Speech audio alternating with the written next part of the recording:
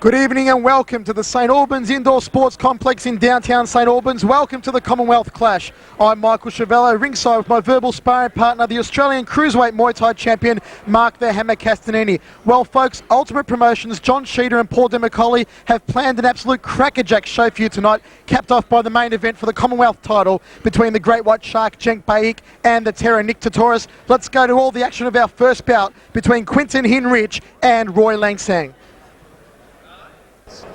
Well, ladies and gentlemen, to the St Albans Indoor Centre. Capacity crowd on behalf of John Sheeter, Paul DeMacaulay, the Ultimate Team. Thanks for joining us. You've got the best ringside seats in the house, and I've been here before, but never for such a great capacity here as we've got tonight.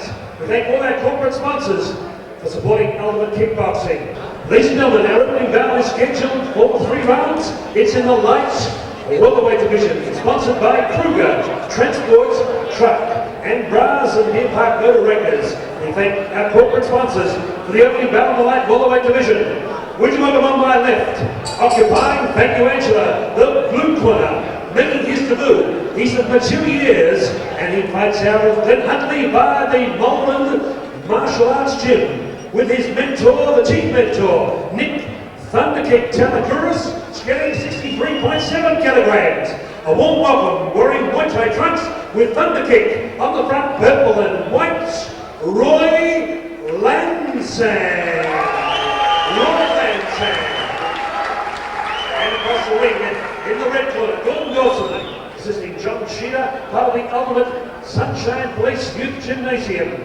He comes from German parentage, now based in Maidstone, wearing very brief Muay Thai trunks of red and blue, skating 62.5 kilograms with a fascinating name of Quentin Hinrich. Quentin Hinrich in the red corner.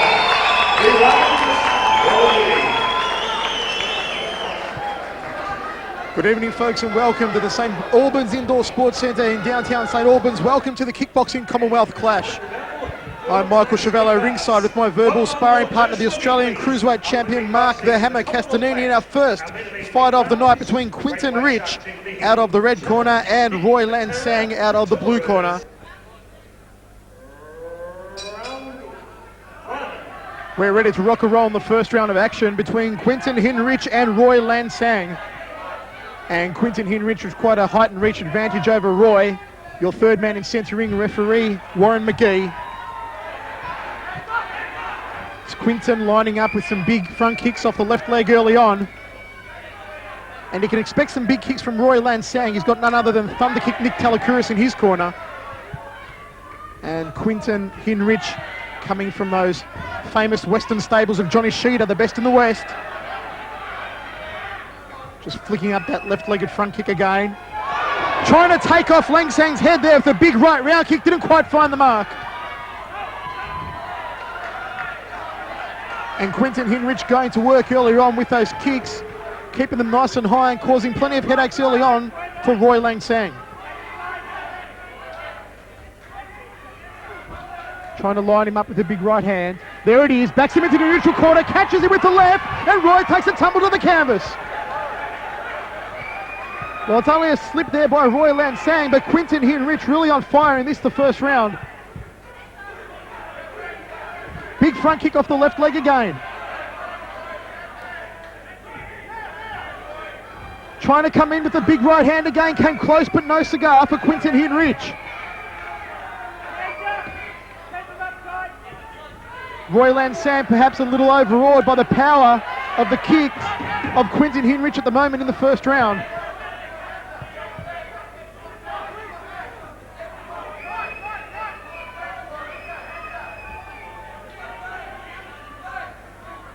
High left round kick, didn't quite find the mark. There's one off the right leg for good measure. Trying to line up the big right hand, didn't quite come off, goes downstairs to the inside leg kick. A good start to the first round there by Quentin Hinrich. Well folks, he came out bombing with the big high front kicks off both legs and the high round kicks off both legs. And this novice of Johnny Sheeter is definitely one to keep a close eye on. All is in readiness for the second round of action. between Roy Lansang out of the blue corner and Quentin Hinrich out of the red corner. Our first bout of this Ultimate Kickboxing card, the Commonwealth Clash, brought to you by Paul Demicoli and Johnny Sheeter of Ultimate Promotions.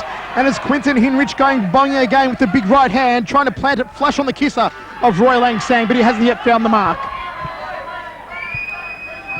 Joining me ringside, of course, my verbal sparring partner, the Australian Cruiserweight Muay Thai champion, Mark the Hammer Castanini. Good evening to you, Mark. Good evening to you, Michael. Well, certainly Roy Lansang has a great height and reach disadvantage forming in this bout. Lansang going downstairs, trying to line up the big leg kick to the rear leg.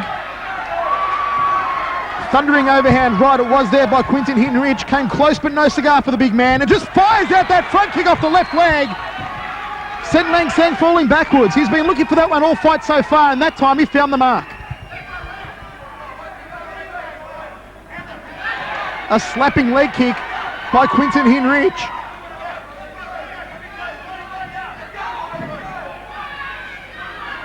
There's that big front kick off the left leg again. That lead leg front kick causing a lot of damage to the midsection of Roy Lansang.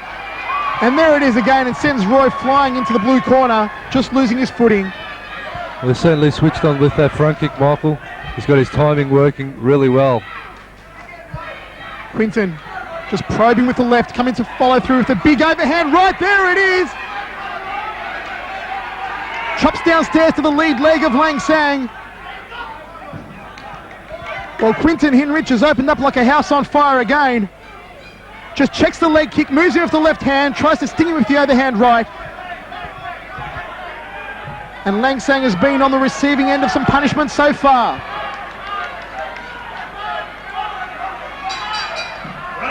There's the end of the second round of action. Mark the Hammer, another good round for Quentin Hinrich, using that front kick to great effect. Oh, his timing is spot on here tonight, Michael. Roy Lansang, he's got to get in and out. He's got to get in, unload his combinations, and then get out of range, because certainly Quentin has a huge advantage over him, and he's, as I said, using that front kick, and his timing is spot on at the moment.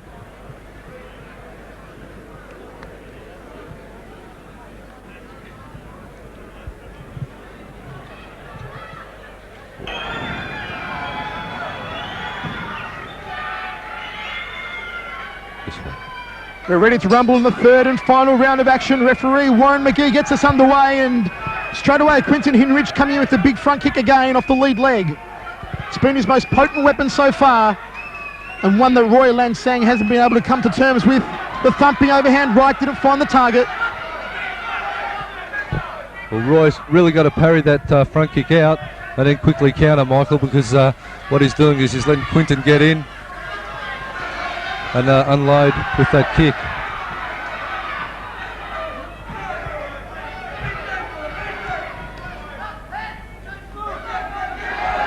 Lansang just stinging him nicely with the left hand. Quentin felt that one, his head rocked back. Probably the best shot that Lansang's connected with so far in this fight. And our first bout of this Ultimate Promotion brought to you by Kruger Transport Truck Bras and Deer Park Motor. And it's Quentin Hinrich going hunting again. So Quentin's mouth guard goes flying there after receiving that glancing right hand.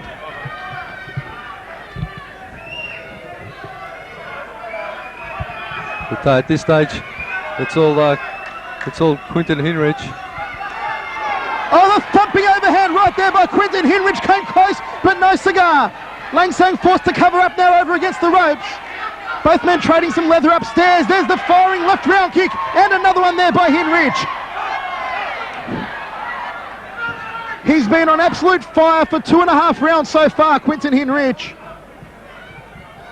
And nothing looks like it's going to stop him taking this fight. He's looking a little tired, but so he should be. Excellent work rate, excellent timing and technique Quentin Hinrich has shown here tonight.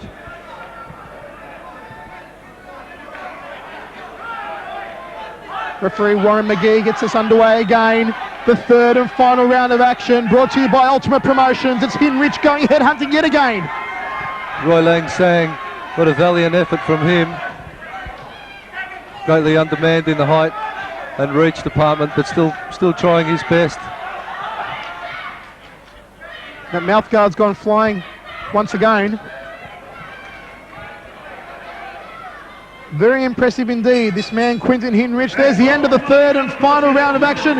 Mark the hammer on my scorecard. No doubt this one's gone to Quentin Hinrich. Well, just too high work rate, and as I said it, and I've said it many times, excellent timing from this young lad.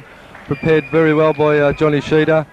And Roy Lansang from Nick Talakouris Thunder Kick Stables certainly put up a great effort, but basically just undermanned in the height and reach department, and Quentin Hinrich just too much class here tonight. This one's gone down to the judges. Let's go to our ring announcer Howard Lee.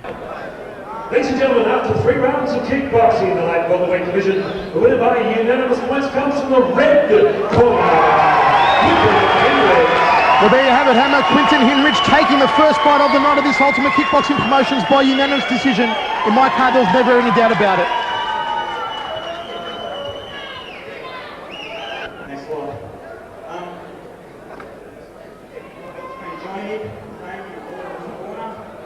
one more friends for coming. And all the spectators, thanks a lot. Okay, congratulations, Quentin. We'll be back with number 2. It's scheduled for 3 rounds in Semarine. Mr. Warren McGee. Would you welcome on my left, Pardon Master Dana, the trainer Goodson's big stable. It's Roy Stars from Thomastown, scaling 65.5 kilograms. He's had 1 bout, 1 win. Would you welcome Mark the Shark Pavlic.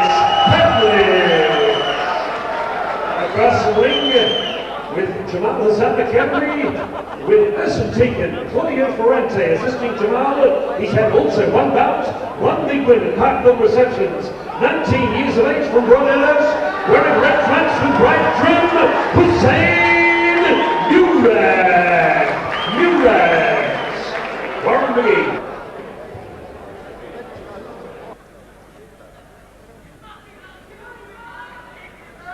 All is in readiness for our second bout of action here, brought to you by Ultimate Kickboxing Promotions, the undercard of the Commonwealth Clash. And this one between Hussein Mourad out of the red corner, trained by Blitz Hall of Fame Trainer of the Year, Jamal Hassan, against Mark Pavlic, trained by that legendary trainer, Dana the Trainer Goodson, from the blue corner. Third man in centre ring yet again will be referee Warren McGee. We get underway in the first round of action. Expect both of these boys to be very hard. Hussein winding up the big left hand early on. Mark Pavlic just copying a clip to the chin there, sending him down to 1 knee, Michael. He's going to want to keep his guard up.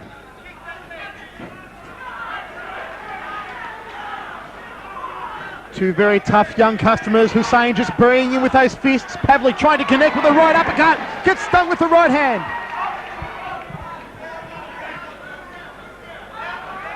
Warren McGee's there to separate them both. Hussein Mourad has come out smoking in the first round. Dumps him with an overhand right, goes down to the body. Trying to find the way in there with the uppercut, sweeps out that nice leg, inside leg kick there by Hussein.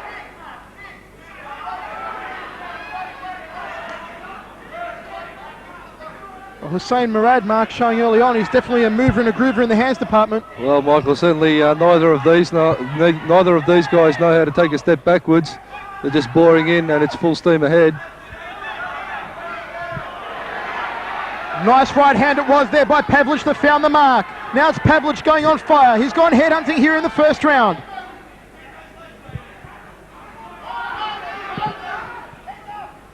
Walking straight into each other. Hussein just trying to sting him there at the left, come over the top with the right hand. All tied up over in the blue corner, an inside leg kick there by Hussein.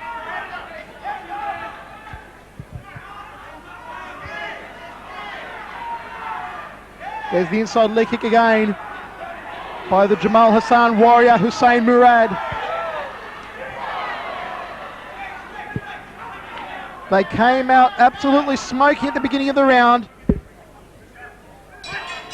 And the round slowly tapering down as it progressed. There's the end of the first round of action. Mark the Hammer. Hussein came out bombing, but then Pavlic came back in the later stages of that round. Well, that's exactly the way I've seen it, Michael, but certainly a couple of very nuggety and tough customers, these two boys, mixing it toe-to-toe. Neither of them really opting to be a mover, and you know, use the ring. They're just standing there, and it's going to be basically survival of the fittest and the toughest. But at this stage, the first round, I'd say first of all went to Hussein, but Pavlic coming back strong. Thank you, Michael. Okay, as much as enough to full steam ahead in rank fashions. Welterweights, Hussein, Mourad, and Pavlic.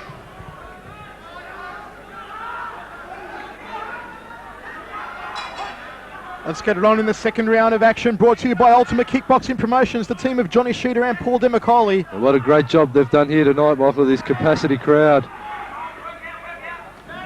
St Albans Indoor Sports Centre, folks. It's absolutely pumping here tonight. And this is our second bout of action between Hussein Mourad in the red trunks and those yellow and black trunks of Mark Pavlic from the Dana Goodson stables. Hussein trying to decapitate the young man with his fists, goes to work with that thumping right hand, backs Pavlic into the neutral corner. They're all tied up, and referee Warren McGee is there to intercept and break up both men, keep it nice and clean. Two novices certainly pulling out all the stops in this fight. Pavlic goes headhunting, fires a high left round kick and a right one.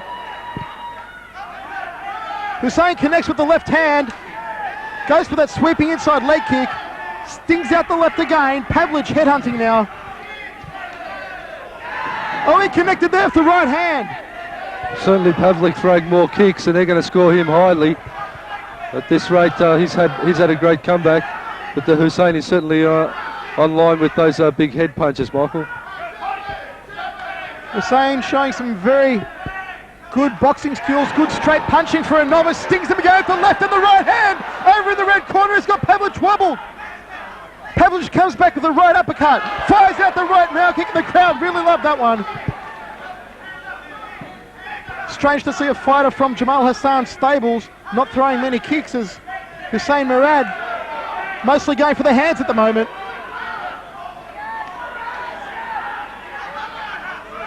They have let it all go in this fight so far, Hussein Mourad and Mark Pavlic. And the corner of Jamal Hassan are yelling for Hussein to throw some uppercuts.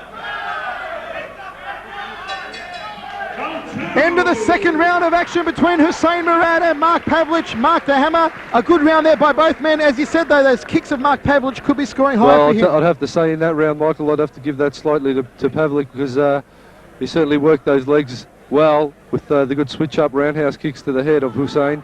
Hussein just opting a little too much for the head punching and just working in those low leg kicks. But obviously the high kicks are going to score him a lot better.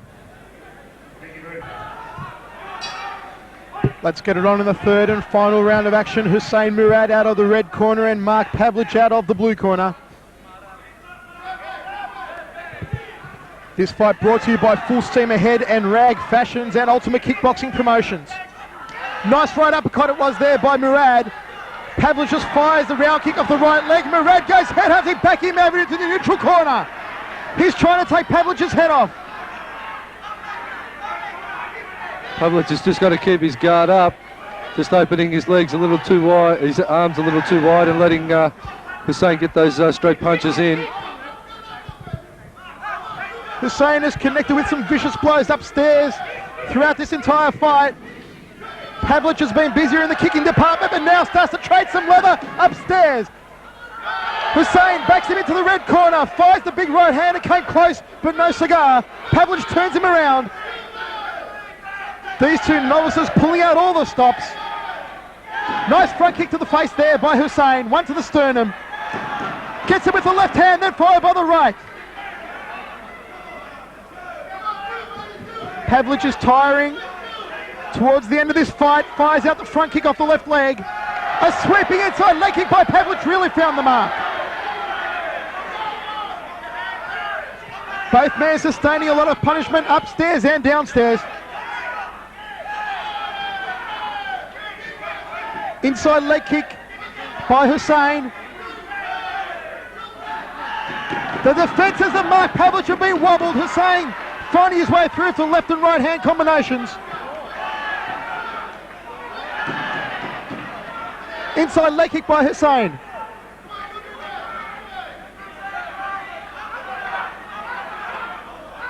Calls from Hussein's corner to use the uppercut when they're tied up.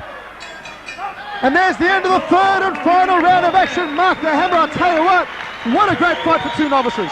What an absolute corker, Michael. These boys, both excellent ring warriors. They certainly stood toe to toe, showed a lot of heart, as we've come to expect from all the boys from Jamal Hussein's stable. They certainly will not give an inch. And Mark Pavlic, what an awesome effort from him, working those kicks in as well as the punches. I'd have to say overall on my scorecard, he may have just got it, but what a close fight.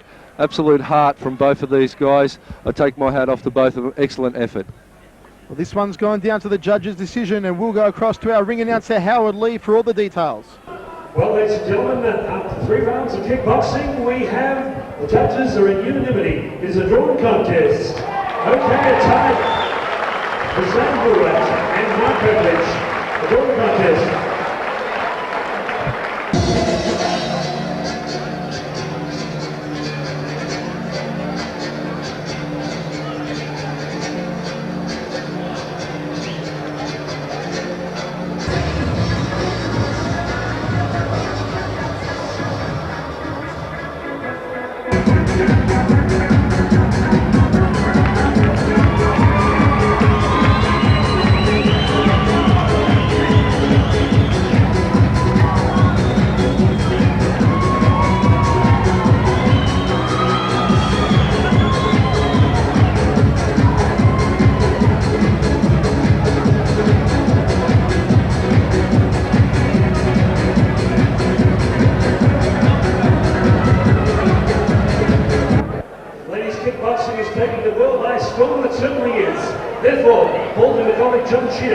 Bringing him an action-packed interstate match fight in the flyweight division. 5 rounds of kickboxing. Ladies and gentlemen, would you welcome on my left, occupying the blue corner, making her first appearance in Melbourne, comes from Behic in Brisbane, Queensland, with Scott Bannon, her mentor. Tonight wearing Muay Thai trunks of blue and blue with white stars. I saw this young lady in action on the big Rick Noel Fonbury program in Brisbane recently. She has a perfect record of 4 bouts, 4 wins. Scaling 51 kilograms, would you welcome to Melbourne for the first time, as I said, Rachel Purdy. Across the ring in the red corner. She is part of the Ultimate Kickboxing Sunshine Police Gymnasium, trained by John Sheena Gordon Dawson in the corner. From St Albans, also with 4 bouts, 3 wins, 1 loss. Wearing lurid shot pink with her stable name of Tornado in the front. Scaling 53 kilograms, a warm welcome for Joanne Falzon.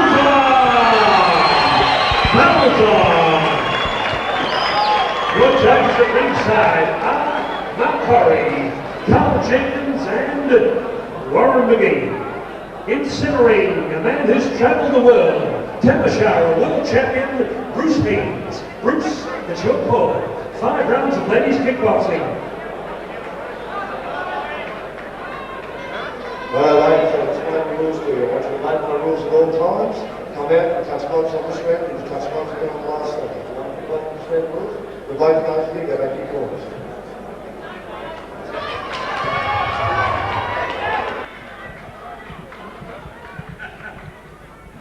This battle kindly sponsored by Berkshire Auto Refinishes and Costa Cabinets and Werribee Party Hire, triple sponsors of Ultimate Kickboxing.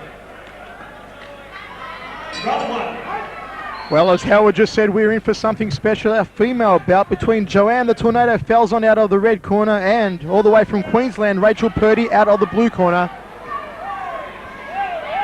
Of course, Joanne hailing from the stables of Johnny Sheeta and Rachel Purdy from the stables of the Cannon Scott Bannon, the powerhouse stables of Ian Powerhouse Jacobs up there in Queensland. Well, certainly, Michael, it'll be interesting to see how Joanne Falzon goes with an opponent who is finally evenly matched in height, because she's always fighting at obviously a great height disadvantage in her weight range. So it's going to be interesting to see how that evens it out here tonight.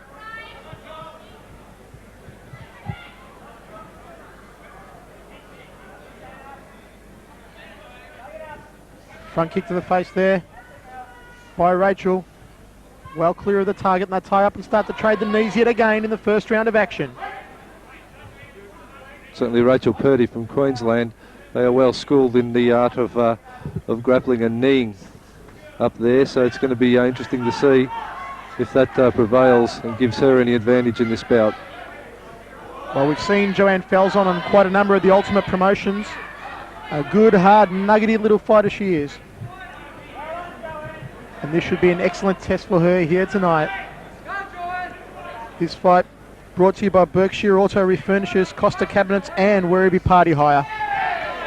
It's the third fight on our Ultimate Promotions Supercard of Fighting here at the St Albans Indoor Sports Complex. Joanne Falzon going upstairs, landing a couple of left and rights to the head of Rachel Purdy.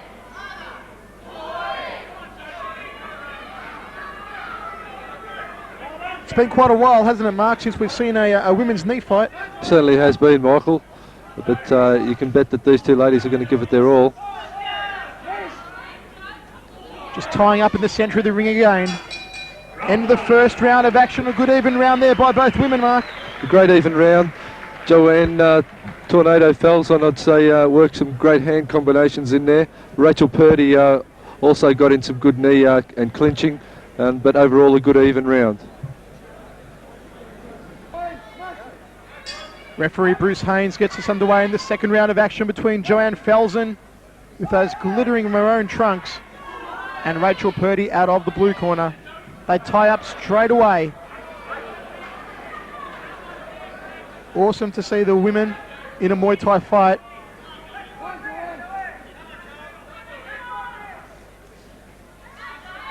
Joanne just checks the low kick and leads in with the left hand. She's got a good set of hands on her, Joanne. It'll be interesting to see if she can put them to good use here against Purdy. Certainly coming from the stables of Johnny Cheetah, you're almost guaranteed that your boxing skills are going to be spot on. And Joanne is certainly no exception to that rule. Joanne ties her up in the centre of the ring, works the knees to both ribs.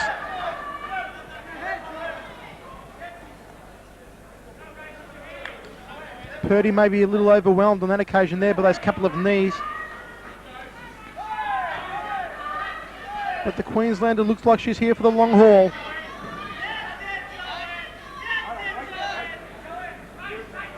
Your third man in centre ring, world tile-breaking Tamashiwara champion Bruce Haynes.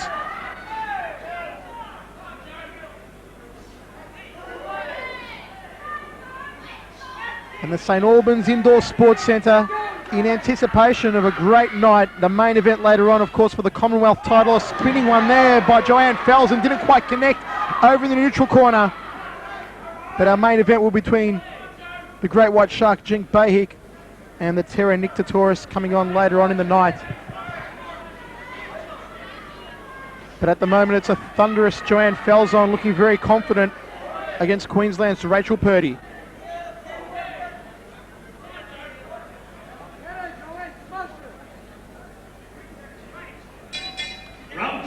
There's the end of the second round of action. Mark the Hammer, I felt that was a stronger round perhaps for Joanne Falzon. Well, that was, Michael. I'd say Joanne is keeping her high work rate up, and as I stated earlier, with a much more height, even matched opponent, she's certainly looking the goods here, and we'll see how Rachel Purdy takes it over the long haul. But she's here for the long haul. She's been a workhorse to date, and just matching it evenly. But Joanne Falzon looking fairly sharp at this stage.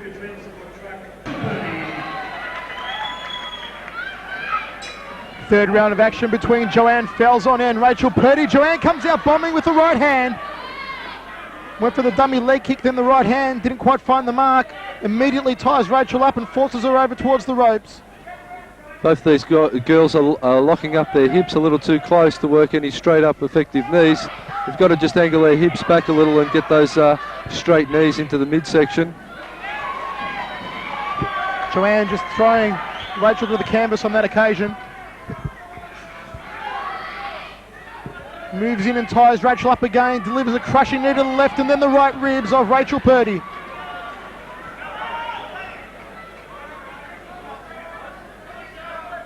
Joanne clearly showing her strength, stings her with the left hand, goes downstairs with the Nike outside thigh kick.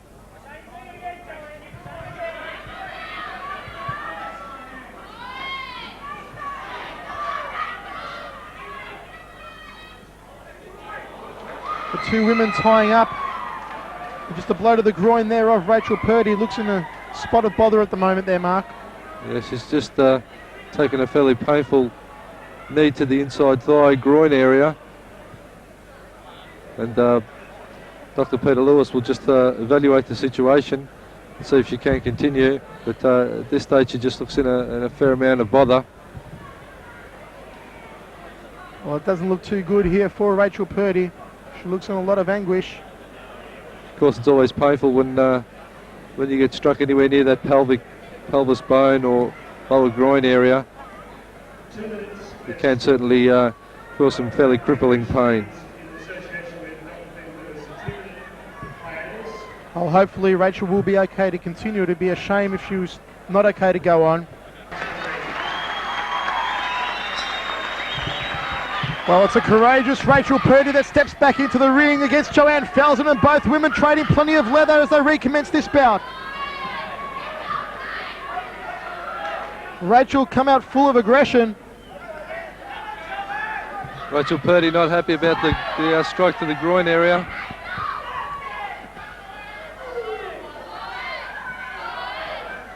Well, they say wild women do, and these two wild women are doing it all here in centre ring. Front kick by Joanne, follows it in with the left hand.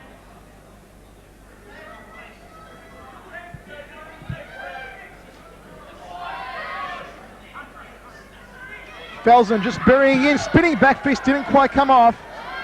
Throws a couple of knees to the outside left ribs there. And she has looked superior in the kneeing contest, has Joanne Falzon. There's the end of the round, Mark the Hammer. An interrupted round, but again, I figure a strong one for Joanne Falzon. Well, Joanne Falzon is continually hitting Rachel Purdy with barrage of punches and then following up well with grappling and knees. But Rachel Purdy showing a lot of heart after taking quite a nasty strike to the groin or the pelvic area. Has come back and she's going to battle on. It'll be interesting to see how the rest of this fight progresses. Let's rock and roll in the fourth round of action. Falzon against Purdy. They tie up straight away again, and it's Purdy this time throwing the knees to the right rib cage of Joanne Falzon. A wicked high right round kick didn't quite come off for Rachel Purdy. Purdy come out a little bit harder in this round. There's a right round kick again to the midsection. And the corner of Rachel Purdy, Scott Bannon in the corner, very vocal indeed.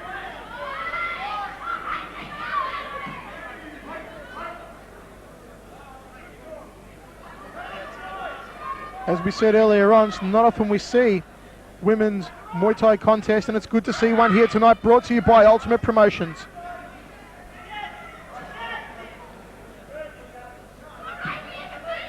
The girls have to get their grappling up a little more, Michael, and just could go for that neck control a little more. They're just grappling a little low, catching shoulders and so forth. And the clinches just a little bit tight. But when you have a look at their stature, they are only small ladies. So therefore it's going to be a little difficult, I suppose, to get the arm length to hook those heads. Joanne just trying to line her up with the right hand on that occasion. Rachel ties her up.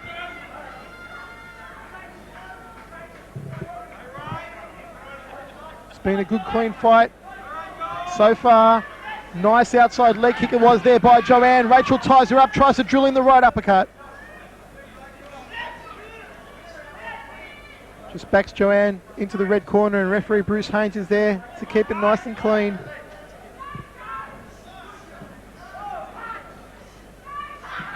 Joanne coming over the top with the right hand. Purdy has come out a bit stronger in this round. And there it is, the end of the fourth. A good even round, Mark the Hammer, although I felt that Rachel Purdy perhaps started stronger than she had the other rounds. Well, she's certainly taking it right up to Joanne, but pretty much a carbon copy of the previous rounds. It is close, they are evenly matched, and we're almost at the end of the journey. But I'd say Joanne Falzon still working at a fairly consistent work rate. But Rachel Purdy certainly showing a lot of heart. Made the trip down from Queensland and is certainly putting it on for the crowd here tonight.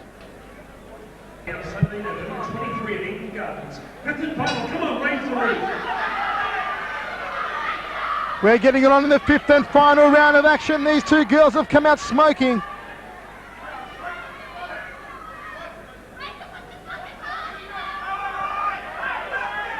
Joanne just wading in with the left. Ties Rachel up, tries to work the knees to the ribs. Gets off a nice left knee to the midsection. She is looking superior in the grappling contest is Joanne Falzon. Well, Joanne Falzon's thrown approximately 10 knees so far this round, and we're still waiting to see a couple of convincing knees come from Rachel Purdy, so certainly she's keeping her score rate and her work rate very high indeed. 10 knees, Mark the Hammer. You've become quite the statistician in this round. I certainly have my scorecard ticking over here. It's so close. That's what you have to do to separate it, Michael, because when the fights get into this grappling situation, you really have to have a real close look at the work rate of the respective fighters, and certainly Joanne is continually working.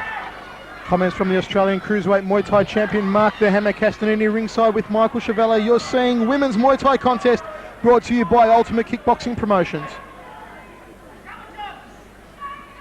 Joanne just leading with the left, ties her up, drills a couple of nice knees to the stomach and just dumps Rachel Purdy to the canvas. A nice display of strength there from Joanne Falzon. Joanne Falzon's just getting stronger as this fight goes on. She's certainly looking the goods.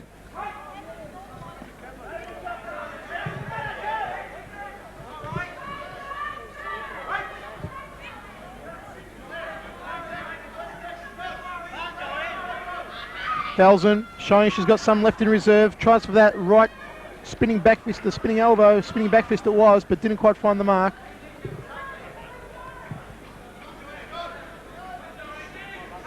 The kick was well checked there by Rachel. They trade some leather upstairs. The end of the 5th and final round of action. The crowd give a well-deserved applause for both fighters, Mark.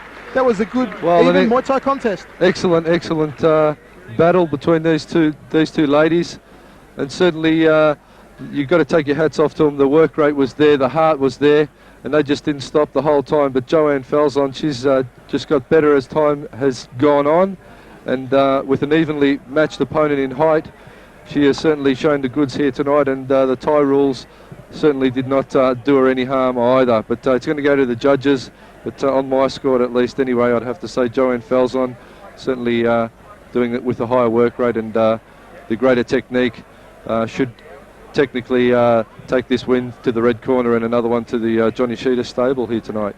Ladies and gentlemen, after 5 rounds of women's kickboxing, unanimous winner of new Welterweight champion Joanne Falzon.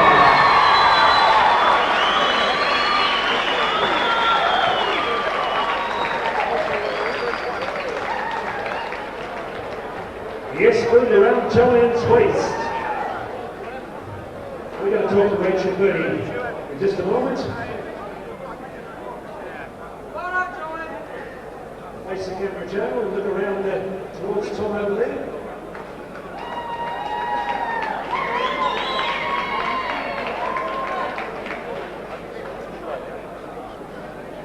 Okay, and hand that trophy to Rachel Purdy. Come on, give Rachel Purdy a big round of applause. What a character, that lady.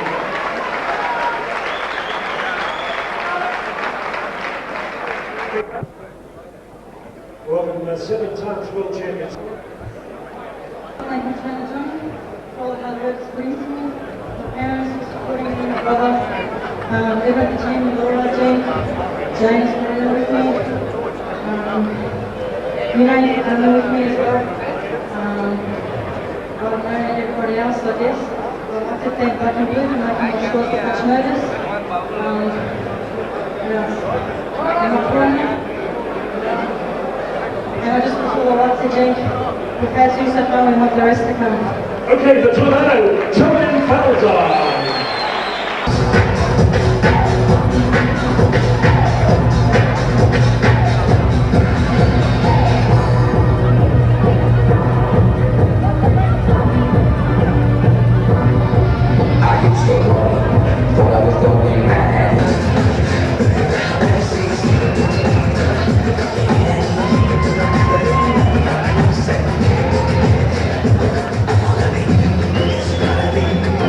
City.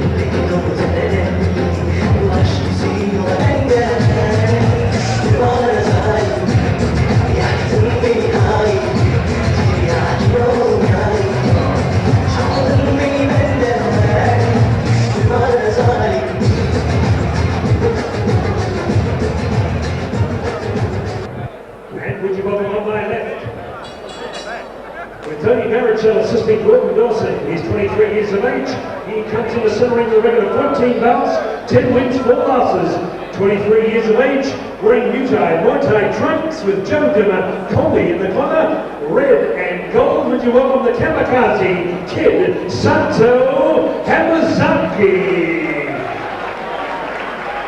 And across the ring, the red corner on my right, trained by J. Osmond. 71 kilograms is his weight, from West Sunshine, adopted the name of Golden Boy, Ediz Bekir.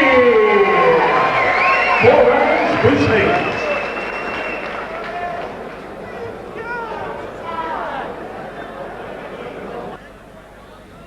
4 rounds of kickboxing and the sponsor, Close Shape Barbershop, Whitman Quality Furniture. Number 4 in our program, Victorian and Super Middleweight, Light Middleweight Championship.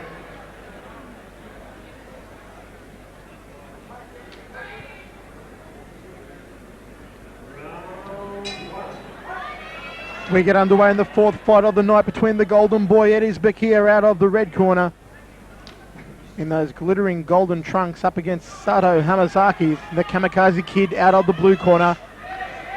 Ediz Bekir is an absolute gun, folks. We last saw him on the big tarik.sola promotions where it was a controversial decision in his fight against Paul Lee. And I was speaking to Ediz only a few weeks ago and he said he's going to come out firing here tonight, and that's exactly what he's done against the Kamikaze Kid, Sato Hamazaki. Well, certainly Jay Osman and Ediz Bekir were not happy with that last decision. And the controversial decision circumstances, I can understand that. But tonight they're up against Sato Hamazaki, the fighter I like to call the man from parts unknown, because seemingly out of nowhere he was in the ring fighting some of the better fighters on the circuit some year and a half to 2 years ago. Since then he's been a constant competitor in the Ultimate Promotion shows, always given it his best shot. But tonight he'll certainly have his work cut out for him with Ediz Bekir. Just trying to think, the last time I saw Sato was against Sam Solomon last year, and he was outclassed there by the Pony Boy, but in Sam Solomon you're talking about one of the very best around. Take nothing away there from Ediz Bekir. He has come out on a demolition mission here tonight, going to the head of Sato Hamazaki. And he's got to keep his hands up. He's got a tendency to drop those hands, and he doesn't want to let Sato slip one through his guard. Launching the big right round kick to the head of the Kamikaze Kid.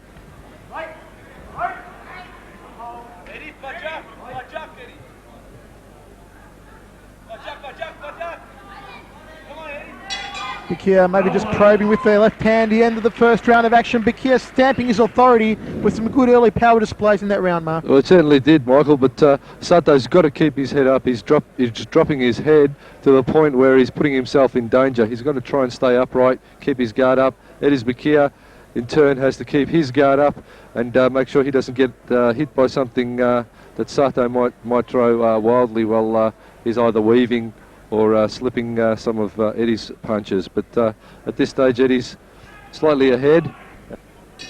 Let's get it on in the second round between the Golden Boy Ediz Bekir and the Kamikaze Kid, Sato Hamazaki.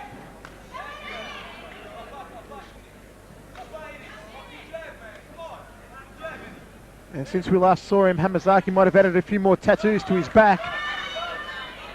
Can put him in the National Gallery with a back like that. Bekir just winding up the big left hand, then the left round kick to the midsection.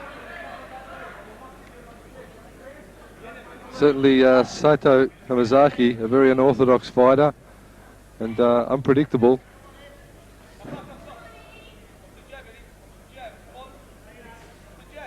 Well, he mightn't have the cleanest technique in the world, but you've got to respect him because he goes in hard, and there's Bekir copping him there with the right hand.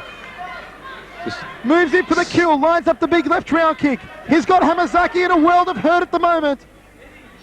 Bruce Haynes moves in and applies a standing count.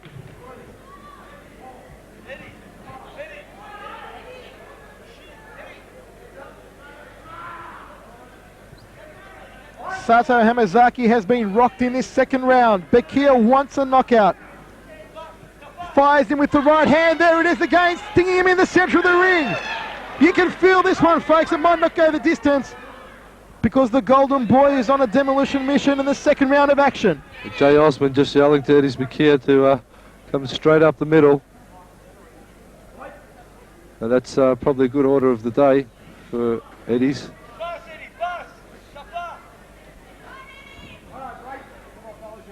Hamazaki trying to stay in close.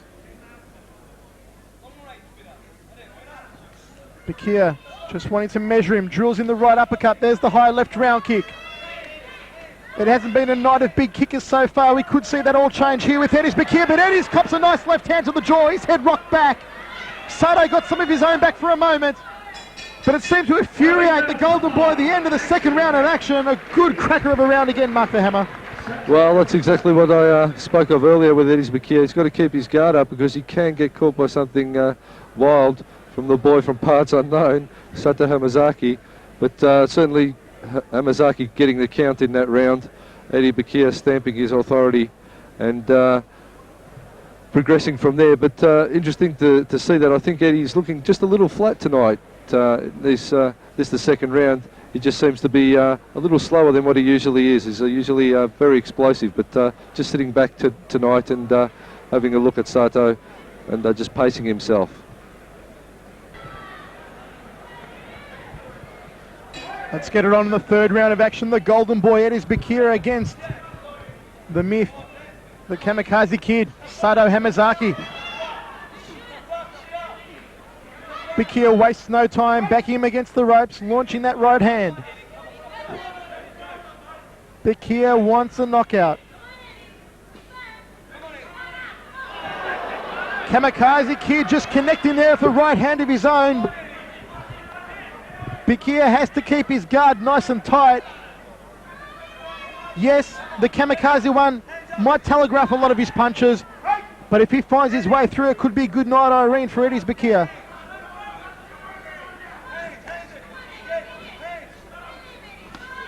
Bekir just trying to land the big right hand to the jaw of Sato Hamazaki. Ediz Bekir has got to get up on his bike, move around, and not let Sato get a fix on him.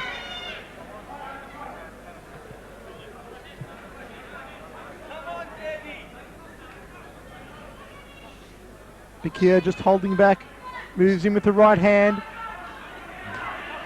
Hard to get that clean shot that he's looking for at the moment. On the Kamikaze Kid, connects with the right hand to the jaw.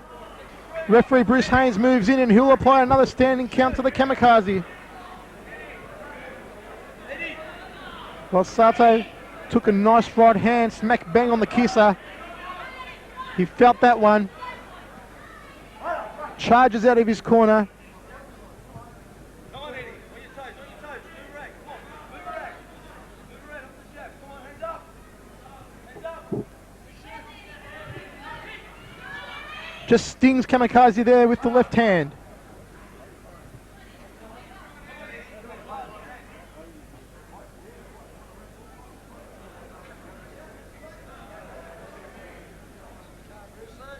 The man in centre ring, Bruce Haynes, having some stern words with the fighters, telling them to clean their act up.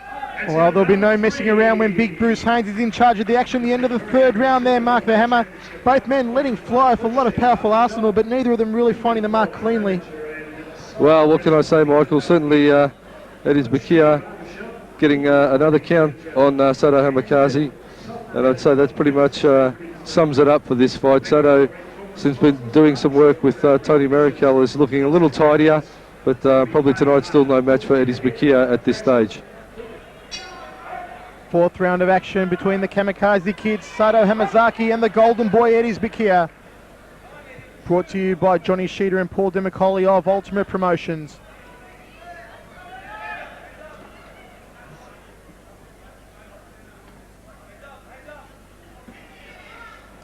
Spinning back kick there by Bekir.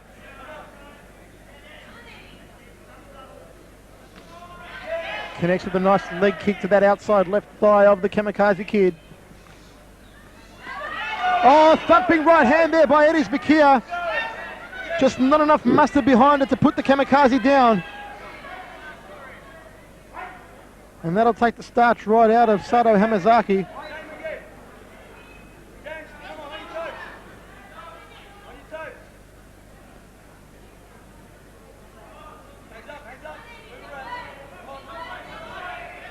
Bekir always maintaining that eye-to-eye contact, probing with the left, trying to line up the head of Kamikaze Sato for that big right hand. Finds the target with the left hand again. There's the right hand, folks. Backs him into the neutral corner. Kamikaze in a spot of bother again.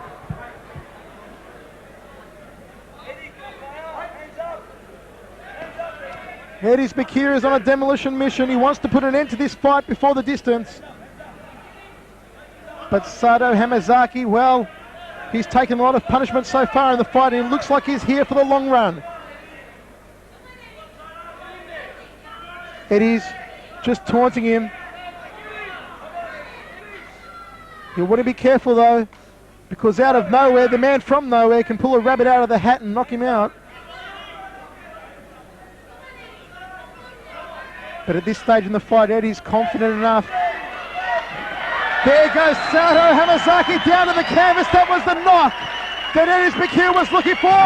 Referee Bruce Haynes says it's all over. It's good night, Irene, in centre ring. And elated, Ediz Bekir has taken the fight by a knockout mark to Hammer. He was going for a knockout all throughout that fight, and finally in the end it came to him. Well, the bell couldn't save Sato Hamazaki. Just Ediz Bekir getting in that late flurry on the bell. And what a well-deserved win for him. A hard slog to the end.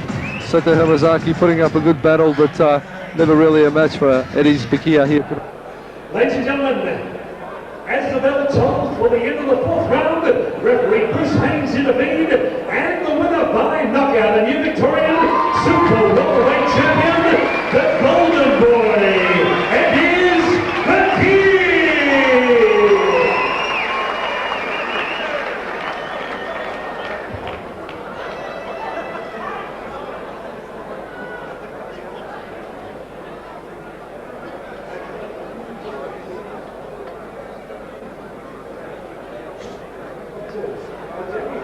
Two hands, like work. Well,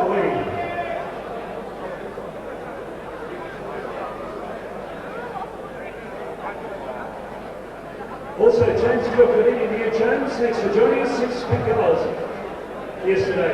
Look away. Ediz. Hey, Osman. Hey, come on. Eddie, he was a tough man. Yeah, I think I underestimated a bit. His fought the one about Pavlic, he's fought St Albans, so it's got a bit of heart. But the hard training went through the end.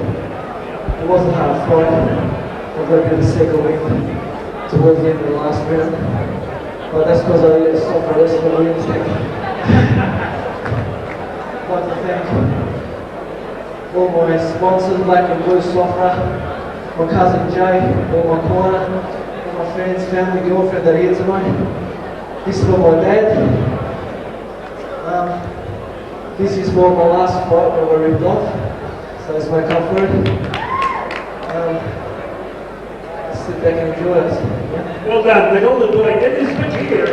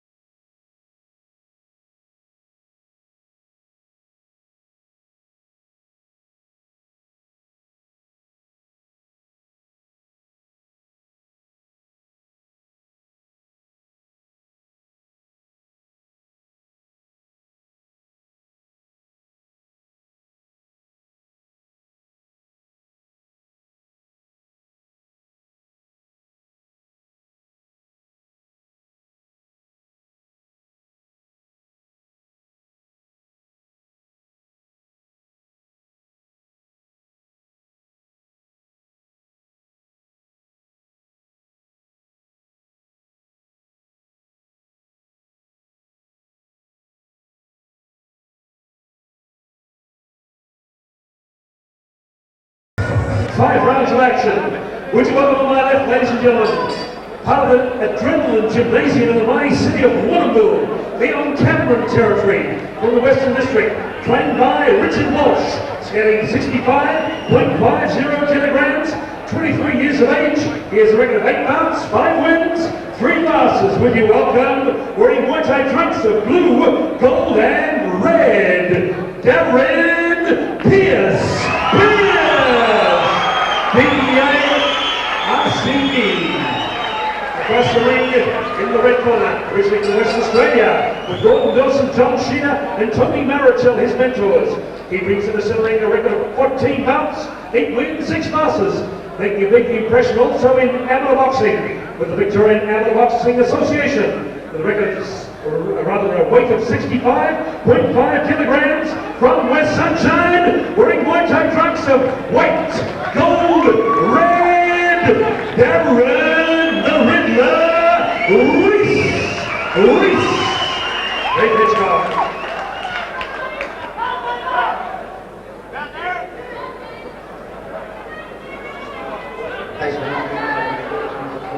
This fight is in the face. Both of them.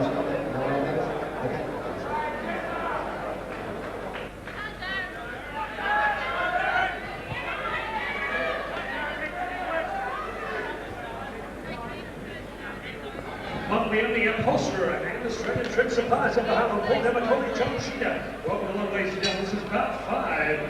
We are ready to rock and roll in the 5th bout of tonight's program between the man I dubbed the Riddler, Darren Reece, against Darren Pearce, all the way from Warrnambool. 2 hardened Muay Thai fighters. The Riddler, Darren Reece, of course, formerly from Western Australia, now residing in Melbourne, under the watchful eye of Johnny Sheeta. And Darren Pearce from the Richard Walsh stables in Warrnambool. This one scheduled for 5 by 2 minute rounds.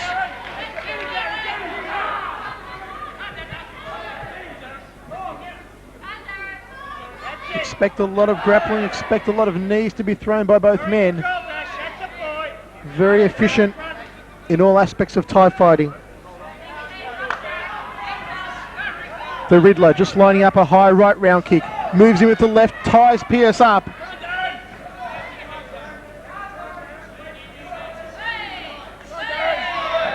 Both men quite well matched in the height department. Maybe a slight advantage to the Riddler.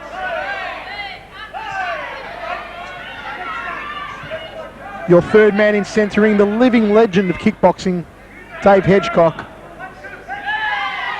Oh, there's Darren Reece going for the knee to the head of Darren Pearce. He goes down over near the ropes. Well, he took a heavy knee. A good strong knee, just a good strong knee in the lower abdominal area. He's in a world of hurt. It's good night, Irene. Darren the Riddler Reece has won this one by a first round knockout. A killer knee put him down. There was no getting up for the man from Warrnambool. Certainly just in that lower abdominal area, above the groin. The Riddler snuck that knee in. Well, we've seen Darren Reece on many of his recent outings go the distance with the likes of Denver Matthews and Barris Nazif, and what a credit to his record that he's been able to put the lights out here on Darren Pearce in only the first round. Well, the young boy from Warrnambool certainly did it hard. And Darren Reece was looking switched on from the first bell, with some great knee technique, giving himself a bit of room, chambering his knees correctly and whipping them straight up and in. And certainly working the slapping knees to the side, to the ribs, to the legs. Darren Pearce always had his work cut out for him, and a good KO victory by knee to the way of the Riddler, Darren Reece. And good sportsmanship there being exhibited by the Riddler, Darren Reece. Just checking up on his opponent, Darren Pearce, who is still down on the canvas and being attended to by a ringside physician, Dr. Peter Lewis. Some concerned look on the faces of trainer Richard Walsh and cornerman Techno Ted Argyle. And congratulations to Johnny Sheeta for preparing Darren the Riddler Reece, an absolute treat. Well, Darren Reece was, his hand skills, although we didn't get to see a lot of them, certainly looked sharper here tonight. He has done some boxing in the amateurs in the league, and certainly he was looking sharp, hands and feet and knees. Well, the bloody nose of Darren Pearce tells part of the story. A first round knockout win, folks, to the Riddler, Darren Reece. Ladies and gentlemen, new welterweight champion of Australia, 1 minute 30 seconds, the Riddler, Darren Reece.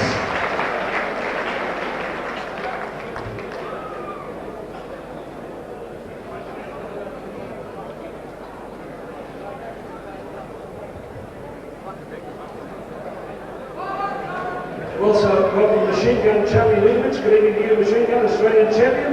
Thanks for joining us, Mourad, and legendary kickboxer, also from Falzon. Good evening, Hook. Joining the Rock Markowski at ringside, part of the John Sheeter stable. Okay, thanks Mario. Mario, a trophy. Thanks for your great sponsorship support. Gentlemen, okay, we just talked to Darren. Well, Darren, you beat a guy, Darren, and 1 minute 30 seconds. Take us through it. Was it the knees in the midsection? I think I caught him in the knee to the face in my corner over there, which I think hurt him a little bit. But it was the knee to the solar plexus that took all the wind out of him. I heard it. So, probably your most comprehensive win in kickboxing. Yeah, that's right. Now you'll be appearing in a couple of weeks on tarik.sola.gurkan, Brisbane. Yes, fighting the dogs. So you're the fighting fighter these days. Anything. Congratulations, Darren. People to thank here, Paul and Nicole, John Sheeter. Of course, they're the best. I'd like to thank Paul for putting on a great show. I'm sure everyone's having a good time. Johnny, of course, for all his hard work. He works very hard for all the fighters. I'd like to thank Laura, the corner, and my sister Joanne, who's come all the way out of Perth, and to my friend Ron. Thank you. Ladies and gentlemen, I'd like to call up Machine Gun Charlie. Tonight, Charlie was scheduled to have his last professional fight in kickboxing. He has finally decided to retire, but the fight before this, he broke his arm, and Charlie just wanted to say a few words and call up a few people. Can I call up Dave Hitchcock's in the ring, Johnny Sheeter's in the ring, can I call up Paul Fifield and Jamal Hussein to the ring, please? Here's Charlie. Thank you, Paul. It's good to see all these people who are supporting the sport. I would have loved to fought to finish my career here. My home tennis were all started for me. I've got a problem playing for Bulldogs last night. And I'm a bit disappointed because I had a last fight 6 weeks ago.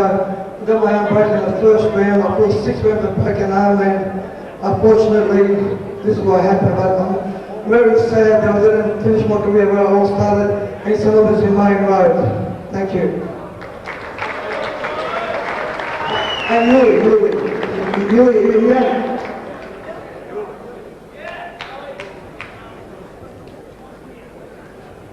Everybody, I don't know, maybe a lot of people here don't remember Charlie, but Charlie is one of the most exciting fighters this country's ever seen.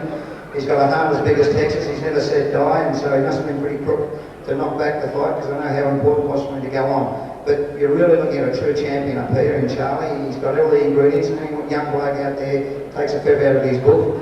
They'll go do well. He's a great fighter. I want to shake his hand.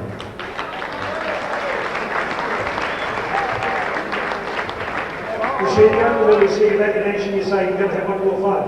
That's it. It's time to say goodnight. Yes, John Skeeter, come across. It says, yep, thank you very much. Johnny. What you done to me for all my 7 years in the ring, I always came back to me, always left on me. Keep the good work up, mate, because we've got great champions and great promotion.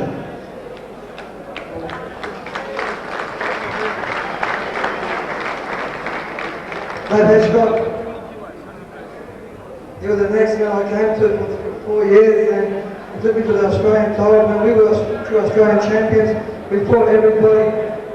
We started thick and thin, and we survived all this time. Thanks for everything you've done for me.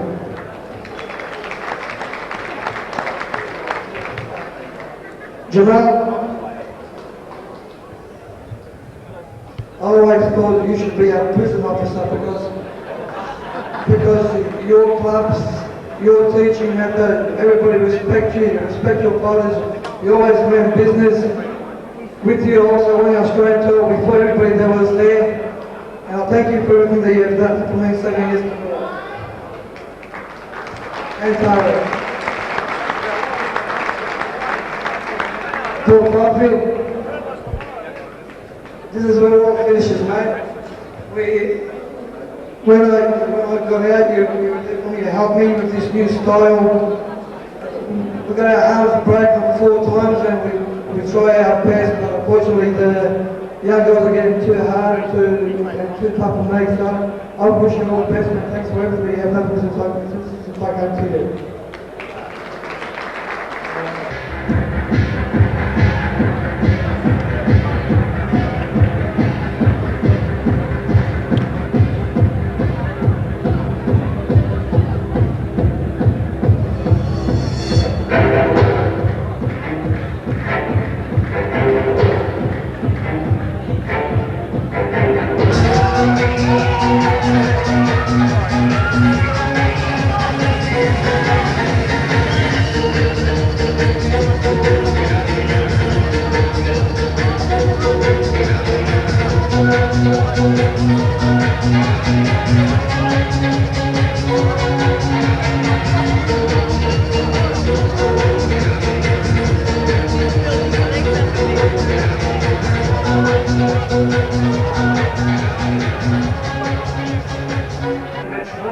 Scheduled for 5 rounds. Ladies and gentlemen, with you welcome on my left, occupying the blue corner. He comes from Collingwood Park, known in Victoria, then in Brisbane, Queensland. He is 32 years of age, 31 years of age. Originally known as the Sledgehammer, now dubbed Kid Valentine, wearing black trunks, and he has a great record. Round about 72 fights in conventional boxing and kickboxing. His official record in kickboxing is 43 bouts, 25 wins, 1 loss, and that's 25 wins, 1 draw, 17 losses. Skating 78 kilograms, give him a warm Melbourne record. James Kid Valentine Shannon! Across the ring is Paul Democoni's head, dubbed the Albanian Beast. He is 26 years of age, living in Deer Park. He is already an Australian champion, wearing Muay Thai trunks of red with white. John Sheeder, his mentor, 10 bouts, 8 wins, 2 losses. Would you welcome Ilaz Elshani? Elshani! 5 rounds, Hussein. Smash him, Ilaz!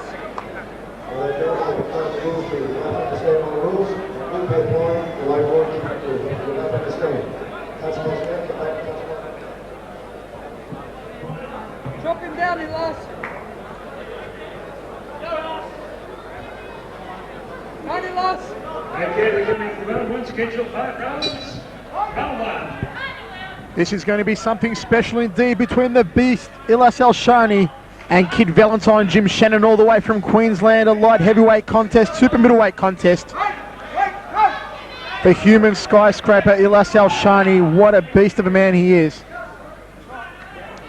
And Kid Valentine, one of the most experienced campaigners in Australia, Jim Shannon from Queensland.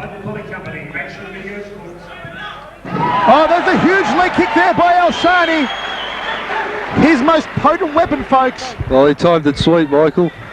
So, Jimmy Shannon, one of the true gentlemen of the sport, inside and outside of the ring, a true sportsman, and we need more of these guys in the sport because he is a real gentleman.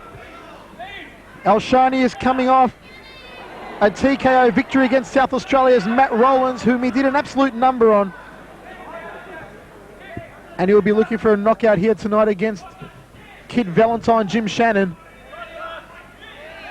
Jim Shannon's been keeping himself busy in Queensland in the boxing tents, fighting anyone who cares to pay their money and step in the ring with him.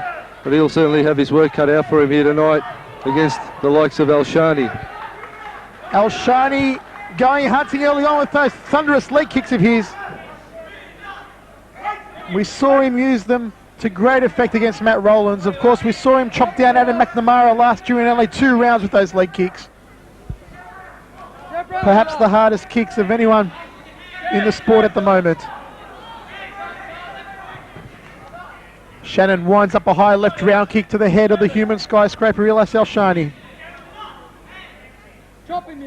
That's exactly what Shannon has to do. He's got to get out of the way of those big leg kicks if he can't check them. There was a knee to the midsection there by Ilaz Elshani that sent the Kid Valentine down.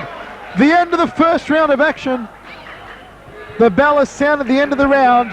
Saved by the bell. And an impressive start indeed there for the Beast, Mark. Well, he certainly throws everything with a lot of intent, power and technique. Is spot on the money. Ilaz Elshani here tonight. Of course, he's fighting Jim Shannon. Made the long trip down from Queensland to battle with him. And you got to take his hat off. Elshani with a big reputation certainly has the power to back it up. Jimmy Shannon will certainly have his work for him cut out here tonight.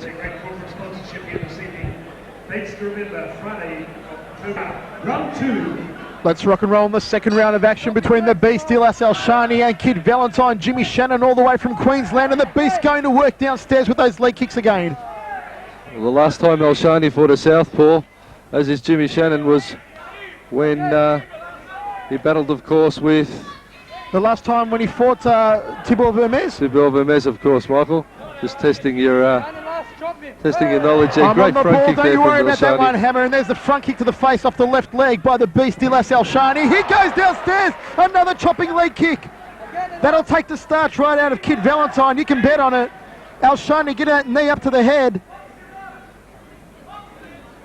And Jimmy Shannon is going to have to guard up and keep mobile in this bout, because the Beast can put a man away in any number of ways. Elshani switching from orthodox. Southpaw orthodox, he's changing stance. And you've got to watch that lead knee of Elshani, because he'll certainly whip it up to your head, as we did see when he fought Matt Rawlins at Ilisi. At Illusion Receptions, that's right. On the tarik.sola supercard. The Beast, Ilaz Elshani, they call him the Ivan Drago of kickboxing. Big leaping left hand it was by Kid Valentine. Jimmy Shannon didn't quite have the desired effect. Elshani connects with a left knee. Shannon wobbled. That one stunned him. It doesn't look good for Kid Valentine. No.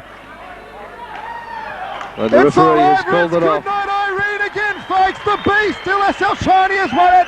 It's a second round stoppage. Mark the Hammer, that's why they call this man the Beast. Once again off the lead knee, as he worked effectively with Matt Rawlins. Unfortunately, that's been to the demise of Jim Kid Valentine Shannon here tonight. But Elshani looking really switched on, very, very sharp, razor sharp here tonight. Well prepared by Johnny Sheeter and the boys at the Sunshine Youth Police Gym. Elshani coming in, looking 100%. Well, the Beast, Ilaz Elshani, doesn't even look like he's raised a sweat, and the only question is, who will the human skyscraper face next? Perhaps we'll see him on the next Ultimate Promotion show. After 1 minute 30 seconds of round 2, your winner, would you congratulate the Albanian Beast, Ilaz Elshani.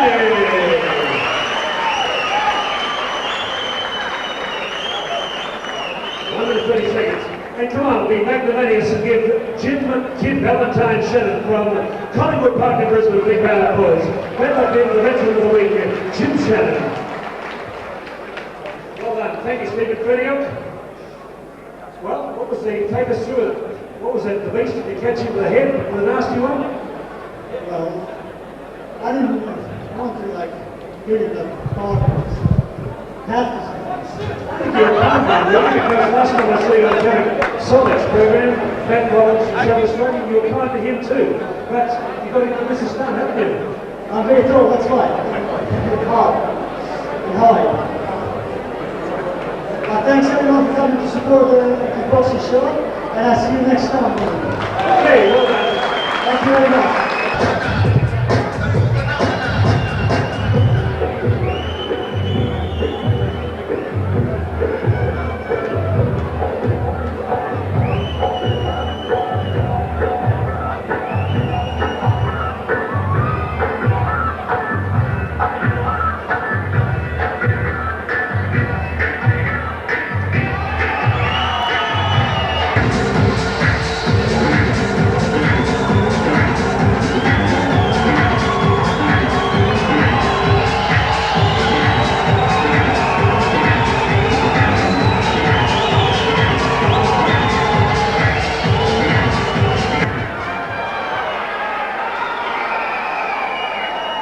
gentlemen, this is our semi-main event.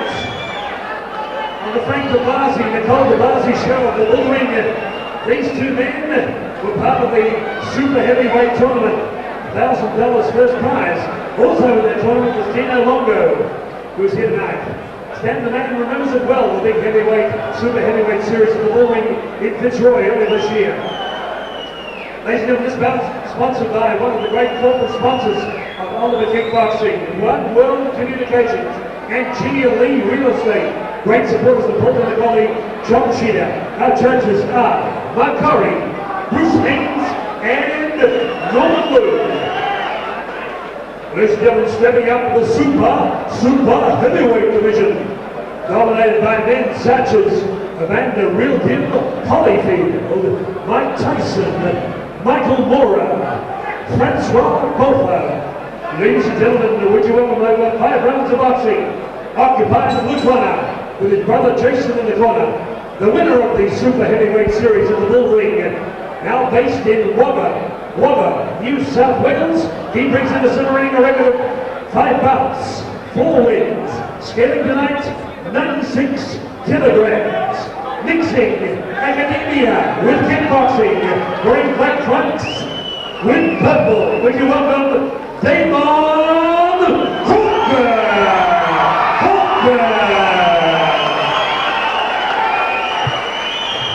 across the ring, part of the Pavlic Chrisopoulides, mixing promotion and management and tutelage in the Sunshine Gymnasium. Would you welcome a man I've dubbed Mr. Charisma, wearing total black trunks.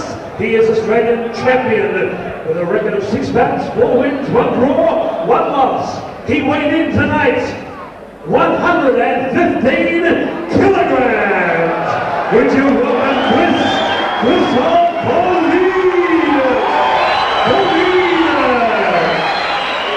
Your man Shannon, the Rock, Big Pistol.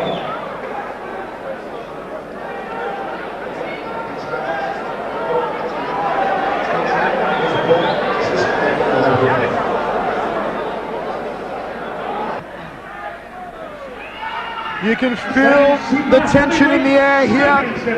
5 rounds of kickboxing.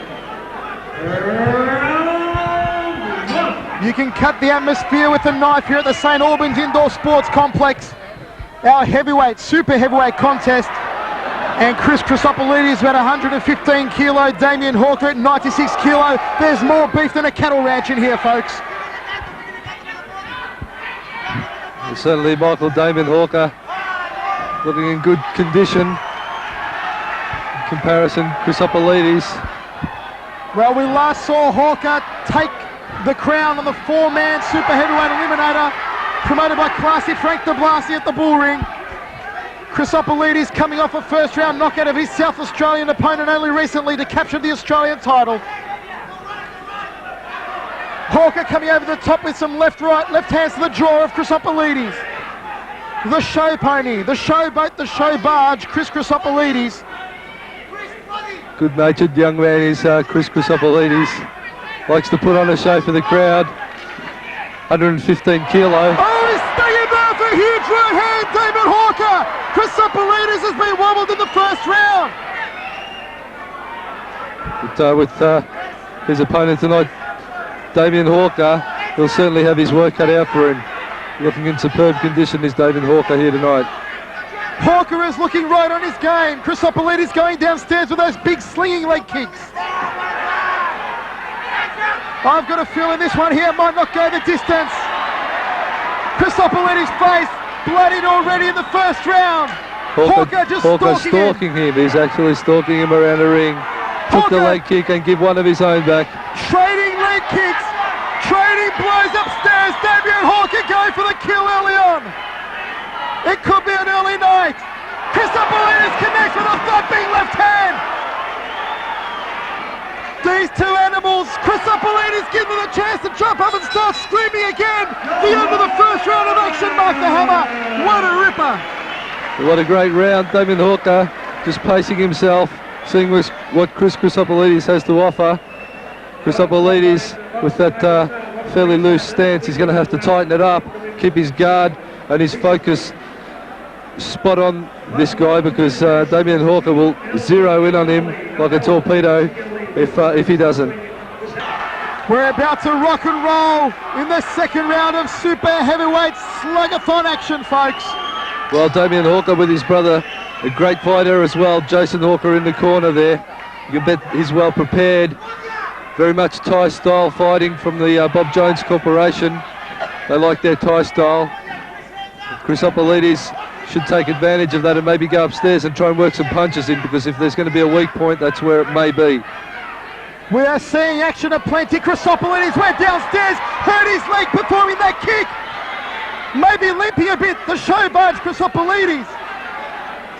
Darren Hawker just firing out the left hand. Trades a leg kick of his own. Chrisopoulides is injured, he is limping, folks. Hawker's picked up on the weak leg. Chrisopoulides trying to take his head off with the right hand. Mark the hammer, you better give him the straight jacket. This one here, it's going crackers. You just calm yourself down, Michael, because if one of these guys falls over the ropes on top of you, it'll certainly be good night Irene for you, my friend. Chrisopoulides going headhunting again. There he is with a big right hand. Hawker's head rocking back, but he doesn't look fazed by it. Chrisopoulides letting him fly again. He's trying to suck in some air, Chrisopoulides. Hawker doesn't want to stand there trading blows with Chrisopoulides, because one of those will take his head off. He'd be better off working the legs, pacing himself a little, rather than going headhunting for the knockout. He planted him like a tree. Damien Hawker just stalking Chrisopoulides. Chrisopoulides trying to line up that devastating right hand.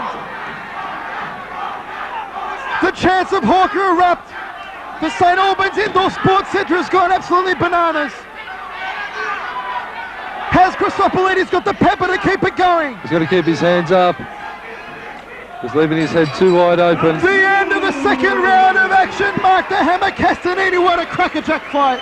Well, certainly Damien Hawker is really looking for that knockout via the head punch. I think he'd be better advised to work the legs and maybe create the opportunity for that combination upstairs, rather than just going blatantly for the big right hand. Chrisopoulides in a spot of bother at the moment, but still all it's going to take, 115 kilo, one of those big right hands from Chrisopoulides. If that gets Hawker on that on the chin, could be an early night. But at this stage, both boys standing there trading blows, a lot of power. It's only going to take one to hit for. The irresistible force meets the immovable object in the third round of action. Our super heavyweight slugfest. A pure power display by both men. Chrisopoulides comes out absolutely smoking. Hawker forced to do some back treading at the moment. And the living legend Dave Hedgecock, the third man in centre ring. Chrisopoulides on a demolition mission early. Hawker not fazed by it, slams another leg kick. That's what Hawker has to do, because he doesn't want to trade blows with this man. Chrisopoulides just got too much strength, too much weight behind his punches. Chrisopoulides is dropping his guard. He'll have to be careful. Buries into the neutral corner, ties Hawker up. And Dave Hedgecock trying to get in between these two mastodons of the sport. These two titans who have pulled out all the stops so far. Chrisopoulides just pokes him with the left hand. Tries to line up the big right, the left of the head. Hawker, and it's not a bother. And they go to the canvas with a thud. Certainly not the spot where Hawker wants to be. Is on the ropes with Chrisopoulides leaning on him, because there's a lot of weight, and that's certainly going to retard your movement. He wants to be moving around, working his legs. Blood flowing from the nose of Chrisopoulides. It's a happening here, folks.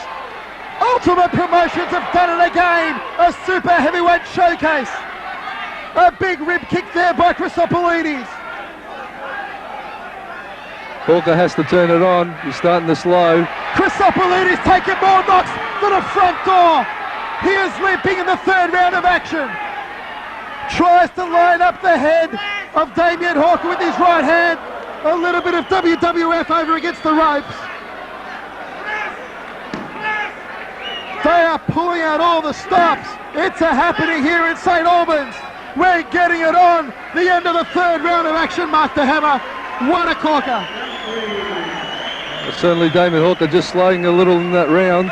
Chrisopoulides only has to land one of those punches, and Damien Hawker will know he's in trouble, especially if he gets bailed up in the corner and against the ropes. But what a battle indeed. Chrisopoulides certainly coming back. This guy's got a lot of heart.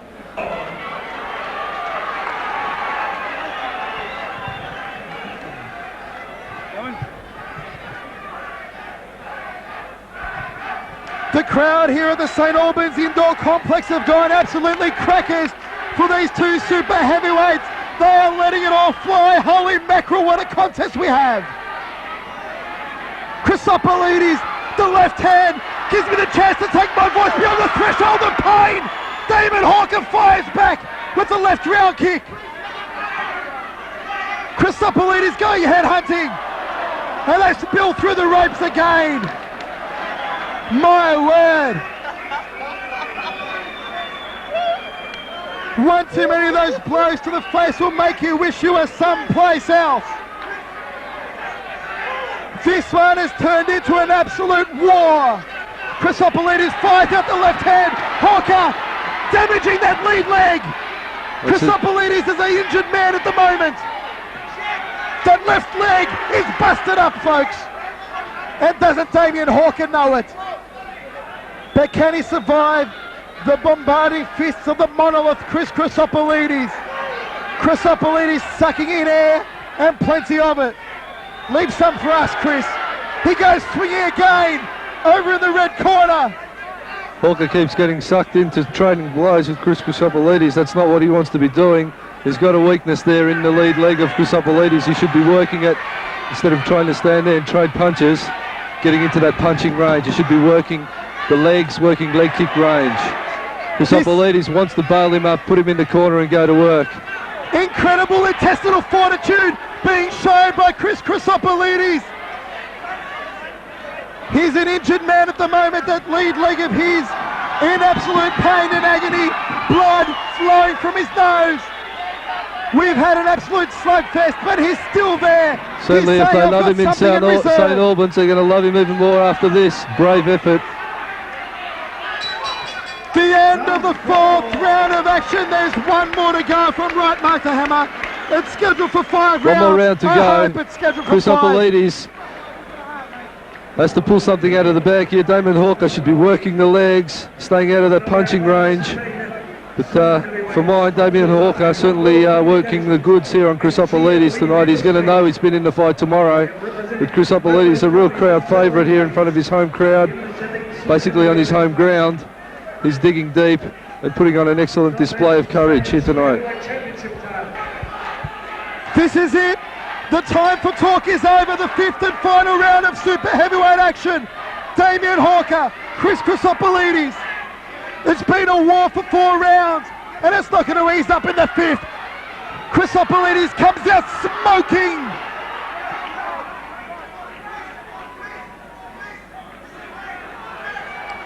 The corner of Chrisopoulides, Pat the Phantom Christophe, very vocal indeed. The crowd vocal indeed. We're vocal indeed here in the commentary position. An absolute crackerjack fight. Hawker just connected with the left hook. Chrisopoulides trying to take his head off with a big right hand. A bit of fancy footwork from Damien Hawker. He got out of dodge with that move. The living legend Dave Hedgecock there to keep it as clean as he can. Hawker just pokes him with the left hand. Chants for both men reverberate across the St Albans Indoor Complex. The adrenaline is pumping. You can cut the atmosphere with a knife. Hawker going down to that lead leg. Chrisopoulides has rocked him. Hawker in a world of hurt over against the ropes. It's pandemonium. A carnival of carnage in centre ring. Chrisopoulides stings him again. Hawker has to keep working here. He slowed to walking pace in this last round. He's got to keep working the legs, keep working the body. Can't afford to sit back and relax too much. They're fighting on pure instinct. Guts, determination. Chrisopoulides, how much longer? He's going for the big kill, the big right hand. Just not enough mustard behind it. They spill over the ropes. The end of the fifth and final round of super heavyweight action. A standing ovation from the crowd. Listen to the place erupt, Mark the Hammer. It's absolutely pandemonium.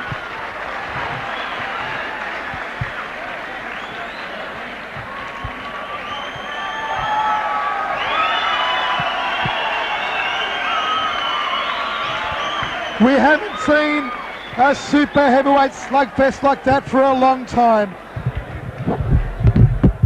And if ever anyone was going to bring it to us, folks, it was going to be the team from Ultimate Promotions. All right, that's a big one, and a big round of applause again. Okay, show your appreciation to those guys.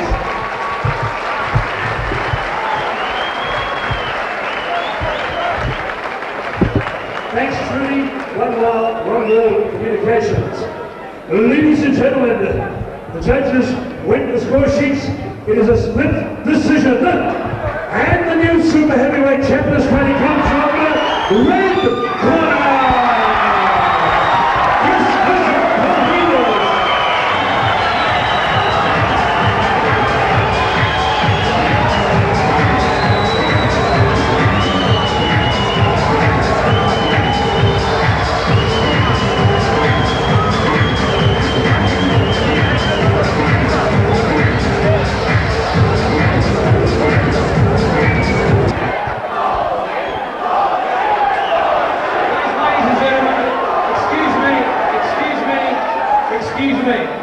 Do you think Chrisopoulides was the referee and the judge in that decision?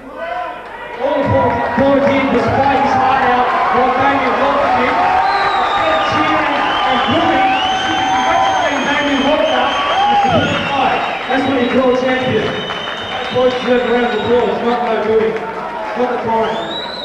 I'd like to put Chris on, he's the winner, and Wimbledon Ilaz with Damien. First of all, I really before my heart, I really want to thank Damien He's a true champion, and I'm sorry, friends, but that's how the sport is. I apologise. I wish Damien Hooker all the best in the future. This one was for my uncle that passed away last week of cancer. I dedicate this to him. At any time he wants a rematch, I'll be there, but he's a true champion. God bless you all.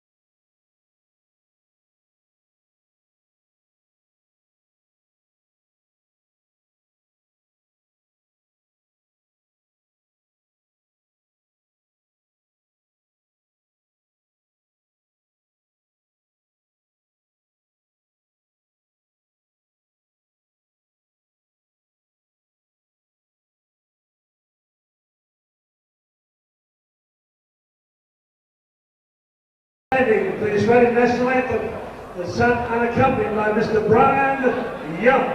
Please be upstanding. Thank you, man. Australians born, and us rejoice, for we are young and free. Tread golden soil and wealth for toil.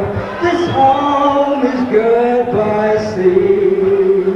Our land abounds with nature's gifts of beauty, rich and so rare.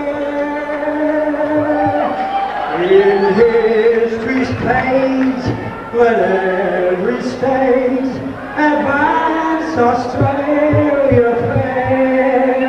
In joyful strains then let us sing, advance Australia.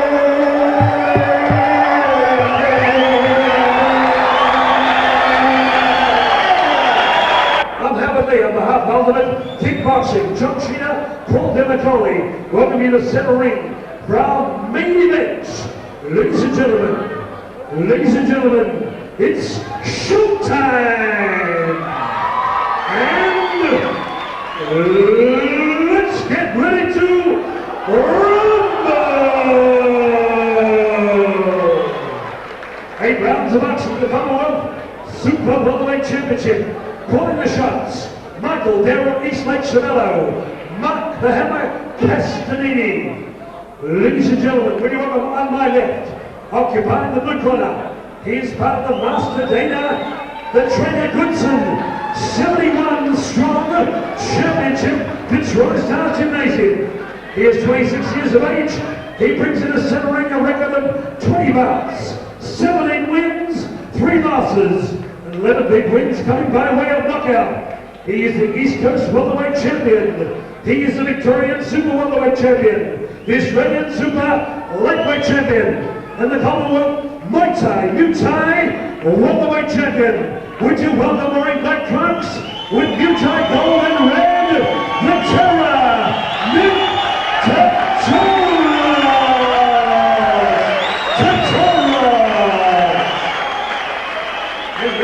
across the ring in the red corner.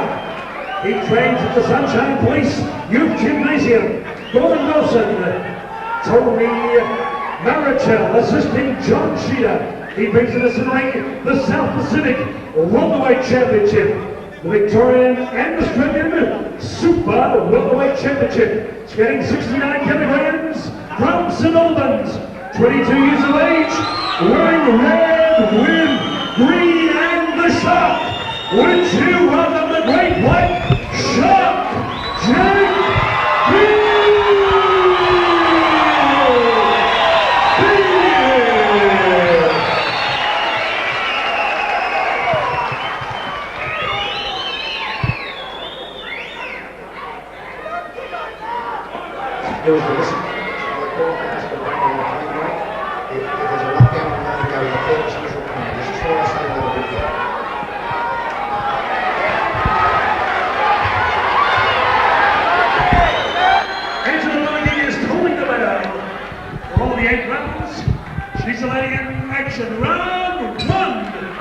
Well, the time for talk is over. Our Commonwealth clash between the Terror and Nick Tetoros out of the blue corner and the Great White Shark, Jenk Behic, out of the red corner. Michael Chavello here, along with Australian Cruiserweight Muay Thai champion Mark the Hammer Castanini, calling all the shots at ringside.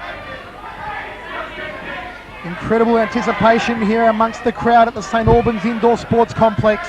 A capacity crowd here to see this one. Perhaps the most even super welterweight contest we've seen for a long time. Well, Nick Tetoros certainly looking focused and on his game tonight, Michael. From what I've seen, he's caught some kicks high and traded some kicks high himself. And he'll need to be right on his money to match it with the like of Jenk Behic, who is certainly one of the best fighters of '97. Well, Tetoros has come out very strong indeed. He is very efficient in the hands department, in particular Nick Tetoros.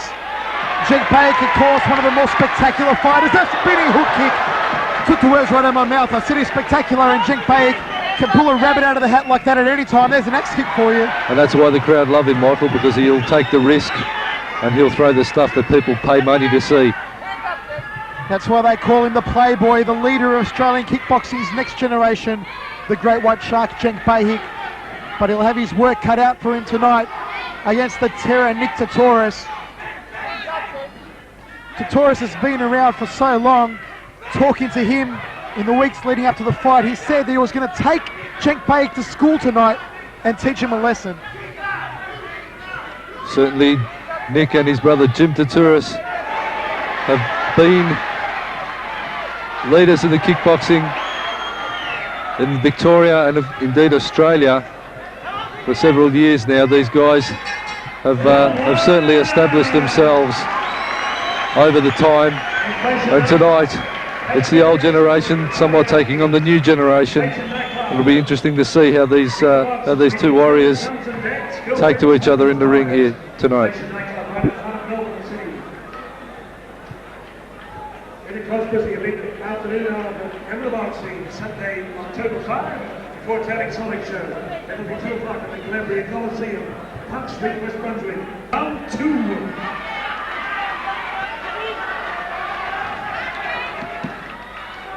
Referee Dave Hedgecock gets us underway in the second round of action for the Commonwealth Super Welterweight crown, the Great White Shark Jenk and the Terror Nick Tetoros.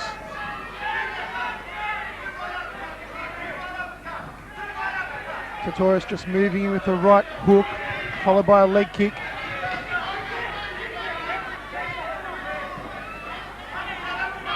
Trying to plant that right round kick to the ribs of the Great White Shark. Lines up a couple of high right round kicks to the head, but Tetoros was well guarded up against them. Just in these 2 rounds, for this 1.5 round, Tetoros has caught at least half a dozen kicks on the gloves on his left-hand side. Those big right roundhouse kicks coming out from Jenk Tetoros have been caught with a double hand block there by Nick, and that means to say that Dana and all the boys at Fitzroy Stars have been doing their homework with Nick Tetoros. Likes of sparring Chris Allen, Evan Pascalides has certainly paid off. He's putting it together well, Nick, to date, and nullifying a lot of Jenk's more flashy techniques.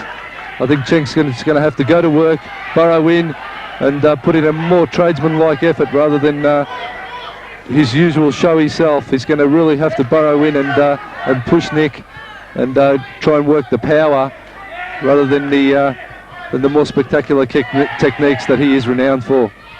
Comments from the Australian Cruiserweight Muay Thai champion Mark the Hammer Castanini. Of course, the main concern about Tetoros coming into this fight was perhaps ring rust. We haven't seen him since last September when he went the distance with Thai legend Runikong on an Ultimate Promotions card. Behic slamming 2 successive kicks, catches him there with the left hand. Tetoros goes down. Pandemonium has erupted again here in St Albans. He caught him that time, Mark the Hammer, with the left hand. He certainly did, Michael. That is where Nick has been taken down. He's been clipped on the chin. He's going to have to keep his guard up and not get careless when he gets into those flurries with the hands, because Jenk his timing is certainly one of his strong points. As we've just seen, he caught Nick sweetly, and that was well timed and perfectly executed there by Jenk, and his crowd, his home crowd, is certainly getting right behind him and loving it.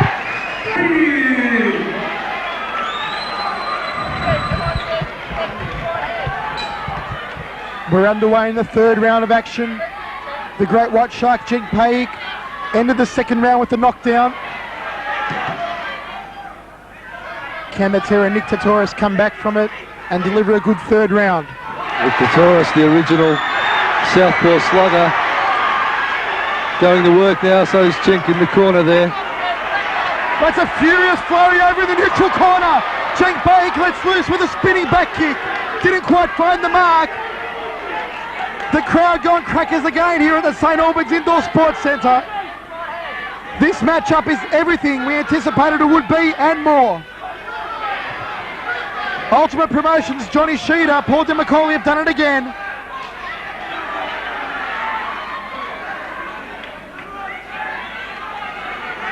And third man, the legend Dave Hedgecock there to make sure it's all kept nice and clean. Jenk just checks the low kick.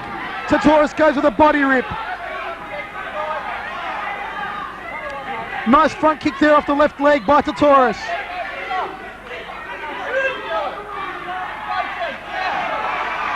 Tetoros trying to move in, work those killer hands of his.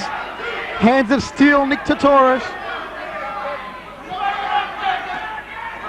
Jenk almost connecting that time. Fires that axe kick, just not enough muster behind it though, Mark.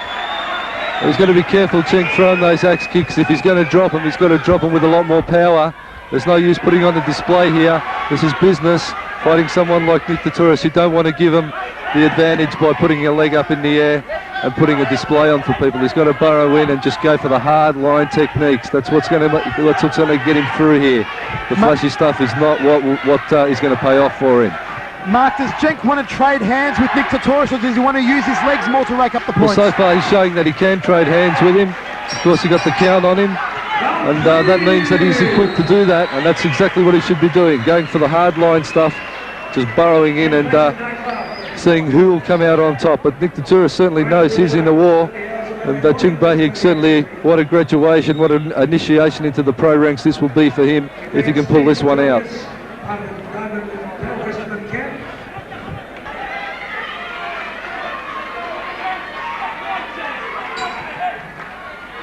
Let's get it on in the fourth round of action. The Great White Shark and the Terror, Nick Tetoros. The Shark opening up with a high right round kick to the head of the Terror. Another one, looking to take the Terror's head off. Oh, connects there nicely with the left-handed Jenk. Tetoros' just guard is a little low. He's going to have to hold his guard a little higher, because one of those left hooks will certainly catch him if that lead hand of his drops too low when they get in and engage in those close quarter combinations. As Mark said earlier on, a merging of the two generations, the old guard, Nick Tetoros, against the leader of the new generation, Jenk Behic. Tetoros just working that probing left hand, goes downstairs, thumping the leg kick to the outside right thigh. They're going blow for blow, toe to toe in centre ring at the moment. Plenty of instruction being yelled to Nick Tetoros by trainer of champions Dana Goodson. Certainly both fighters opting for throwing the hooking or looping punches, and I think the order of the day would have to be something straight off the chin, right through the guard of the opposing fighter, as Jenk sneaks in a little right hand hook there. Well, of course it was the straight left that caught Tetoros earlier on in the fight. Oh, slapping leg kick, you could hear that one reverberate across the St Albans Indoor Sports Complex. Tetoros just dancing around the ring, waiting for an opening. He said this one won't go the distance. Pre-fight comments, he said he put the lights out on the Shark. But I tell you what, it'll take a lot to put the lights out on the Great White. Jenk Behic lines up for the spinning hook kick, decided against at the end of the fourth round of action. Mark the Hammer, how did you see that one? Well, the fight's now starting to get into a much more even pace rather than the flurries up and down. It's starting to even out here, and both boys digging in, and it's just going to be a survival of the fittest. It's still fairly close. I think Jenk's work rate is fairly good and fairly high, but Nick is trying to place his shots a lot more carefully. He doesn't want to expend a lot of energy.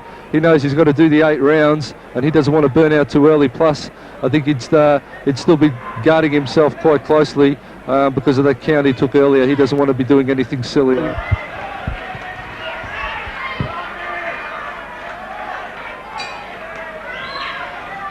Let's rumble in the 5th round of action, this for the Super Welterweight Commonwealth Title. Behic just launching that high right round kick to the head. Sweat flying off the brows of both fighters.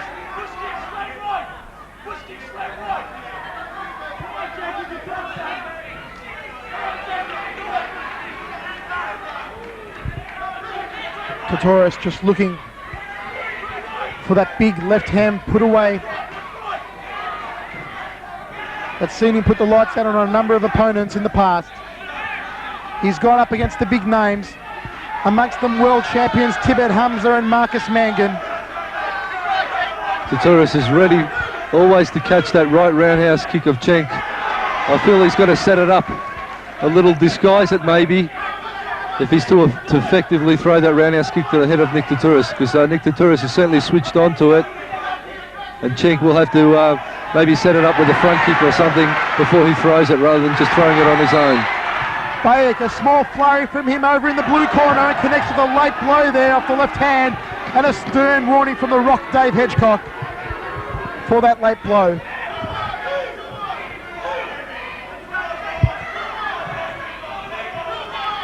Tetoros just trying to line him up with those fists.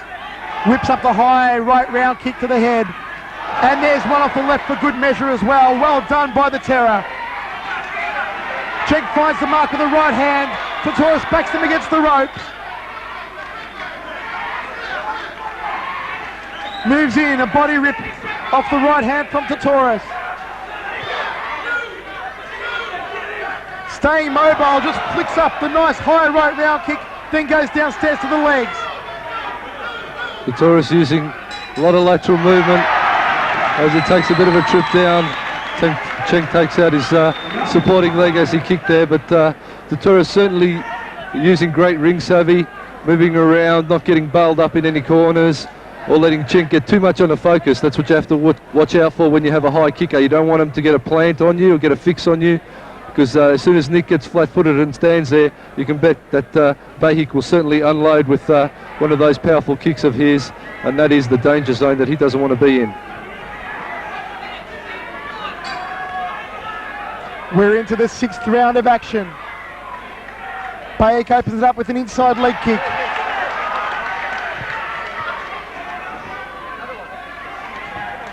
Oh, beautiful soaring right round kick to the head by the great white shark, Jenk Behic.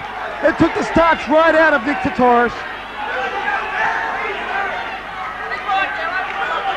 Tetoros just trying to slug him with the hands, connects there with a beautiful straight left hand. Jenk goes down and receives his first count of the fight. As Behic gets a count, the crowd is not happy about it. It's going to cost him the round, no doubt, unless he can get it back. Well, it was a similar punch to what Behic caught Tetoros on earlier on in the fight. They're a count each as we move through this fight. Both fighters are a count each, so it's going to come down to pure technique now. It'll come down to technique. It'll come down to the excellence of execution of these two men. Both are superb technicians. Or indeed will someone be able to land another one flush. The big evener has just happened as Jenk Behic has caught a count himself. Here he goes to work in the corner now. They're trading body blows and high kicks, a spinning hook kick there by Jenk Behic, came close but no cigar. They're letting it all fly and pulling out all the stops over in the red corner. It'll only take for one of those spinning hook kicks to land, and it certainly will take its toll on the Tetoros. But so far Jenk's had not a lot of luck. He's going to want to stop ducking his head. Jenk just whipping up that high right round kick. Tetoros going downstairs, barrels in with the left hand, tries to line him up with a big thumping left. Tetoros just measuring off. He had the big left hand there poised and loaded. Just was all he was looking for was the opening, but it never came. End of the 6th round, Mark the Hammer. That was the evener you said earlier Well, on. that was the evener. This one is certainly shaping up into the great fight that it has been billed to be. Pound for pound, the best two welterweights in the country. Well, certainly they're showing that, every bit of that here tonight, and it has been a crackerjack fight. Certainly no one will walk away disappointed.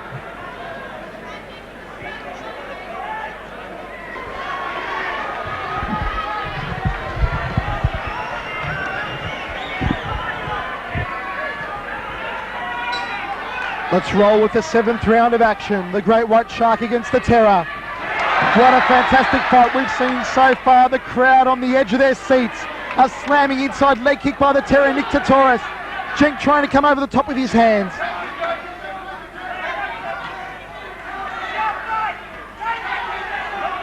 This has been Behic's toughest test of his career so far. Connects there with the right hand. Tetoros connects on the way down with the right round kick.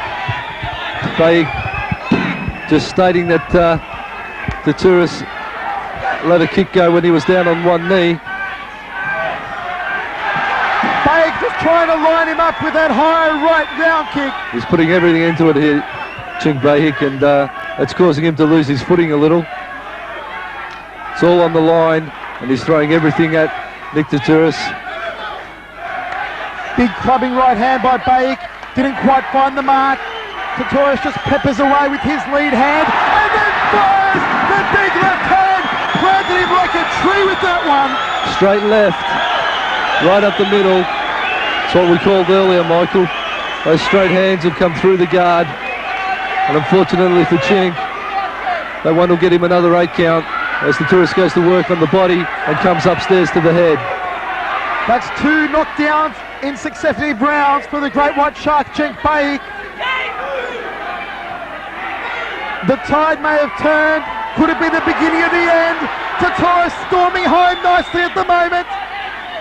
Jenk doesn't want to get bailed up on those ropes because that is the comfort zone for Nick Tetoros. He'll just bail him up and the ropes are in the corner. He'll go to work, body and head. He caught him again with that straight left hand, Mark. Tetoros now going to work against the ropes with those uppercuts. There's the end of the 7th round of action. Another round there for the Terror. Well, that was certainly Nick Tetoros' round.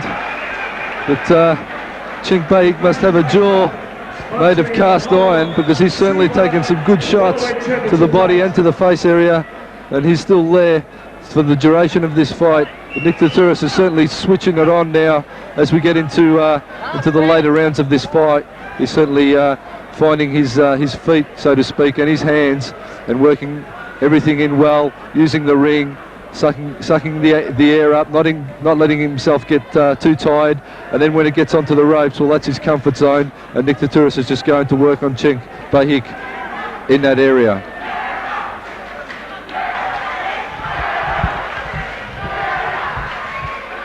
All the talk, all the training, and the waiting has all come down to this, the 8th and final round of action for the Commonwealth title.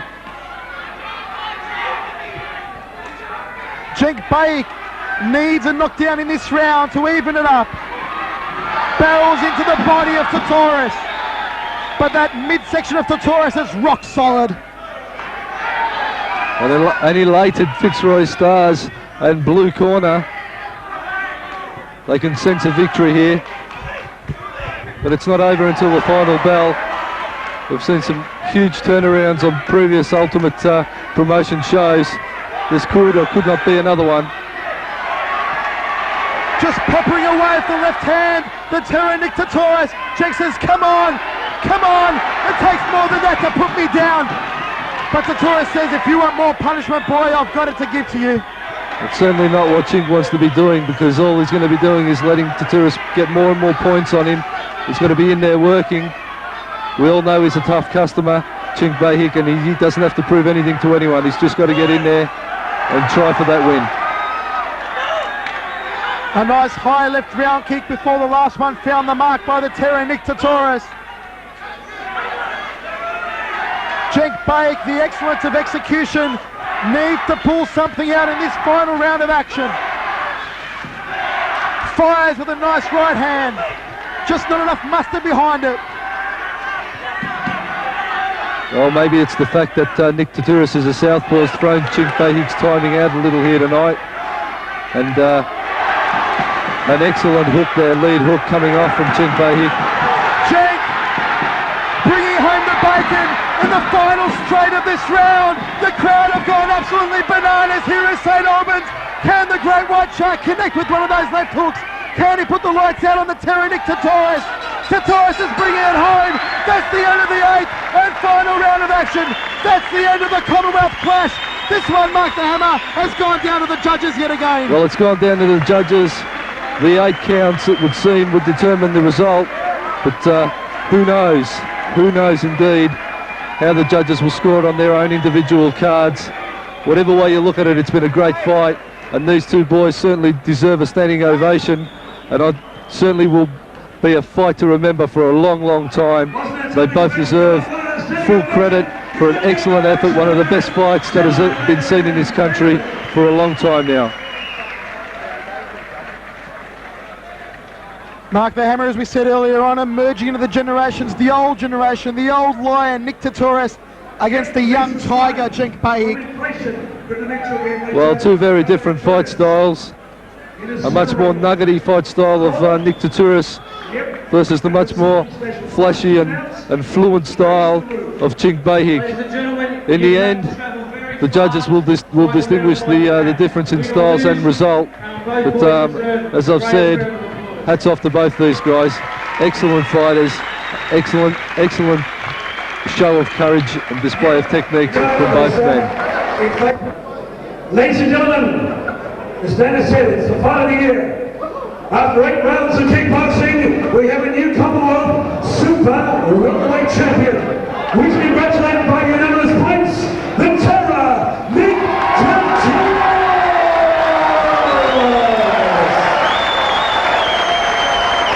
New Commonwealth Champion.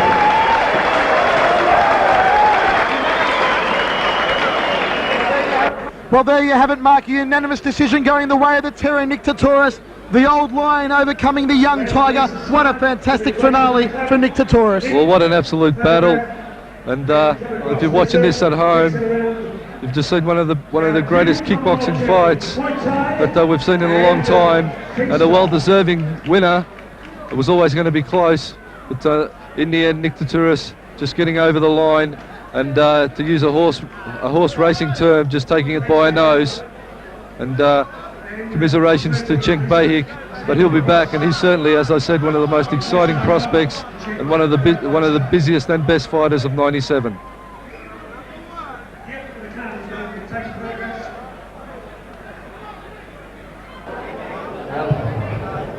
Tell you soon, I can't remember what meant. We'll start to thank the crowd. Thank you everyone, thanks for coming and supporting me. I'd like to thank everyone for supporting kickboxing.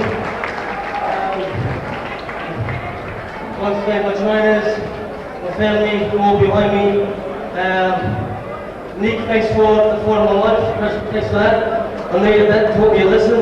Hopefully I can go back to the gym. Where's the camera? I can't see where the camera is. Yeah, hopefully I'll just go back to the gym and taught me a big lesson. And then let's just come back stronger, and maybe next time I do it proud. Thanks a lot. The white flag star, Jenk Behic.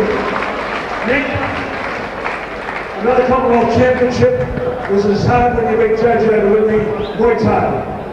This is one of the toughest, but you've got to give it that. Coming here and fighting with the youngster, not much younger than me, but but with his experience and stuff, he gave me a tough fight. I like to think he can give all the best in the future. I put a lot of work into this, so I just want to mention a few people that helped me along the way. For starters, I like to thank my business partner, Will Tetoros, giving me time off work, the champ, and a special thanks to Arthur Malagos. Also, my manager, I want to dedicate this fight to, who couldn't be here today. But that's Nick Matthews. I'd like to dedicate this one to him. And thank Pat for putting this show together and supporting the Mascari. Also, I'd like to thank people that helped me in the gym, like Nick Pearce from Holland, Feature Stars. We put it all together. I'd like to thank Michael Wilson, manager Pat, for getting me spiritually, mentally, physically ready. Also, if I've forgotten anyone, I'm very sorry, but everybody, I'd like to see us on the after party. I'll be happy to see us on there. And also, my sponsors, my sponsors, Bekir is helping out, and also AST, research, and thank you very much everyone.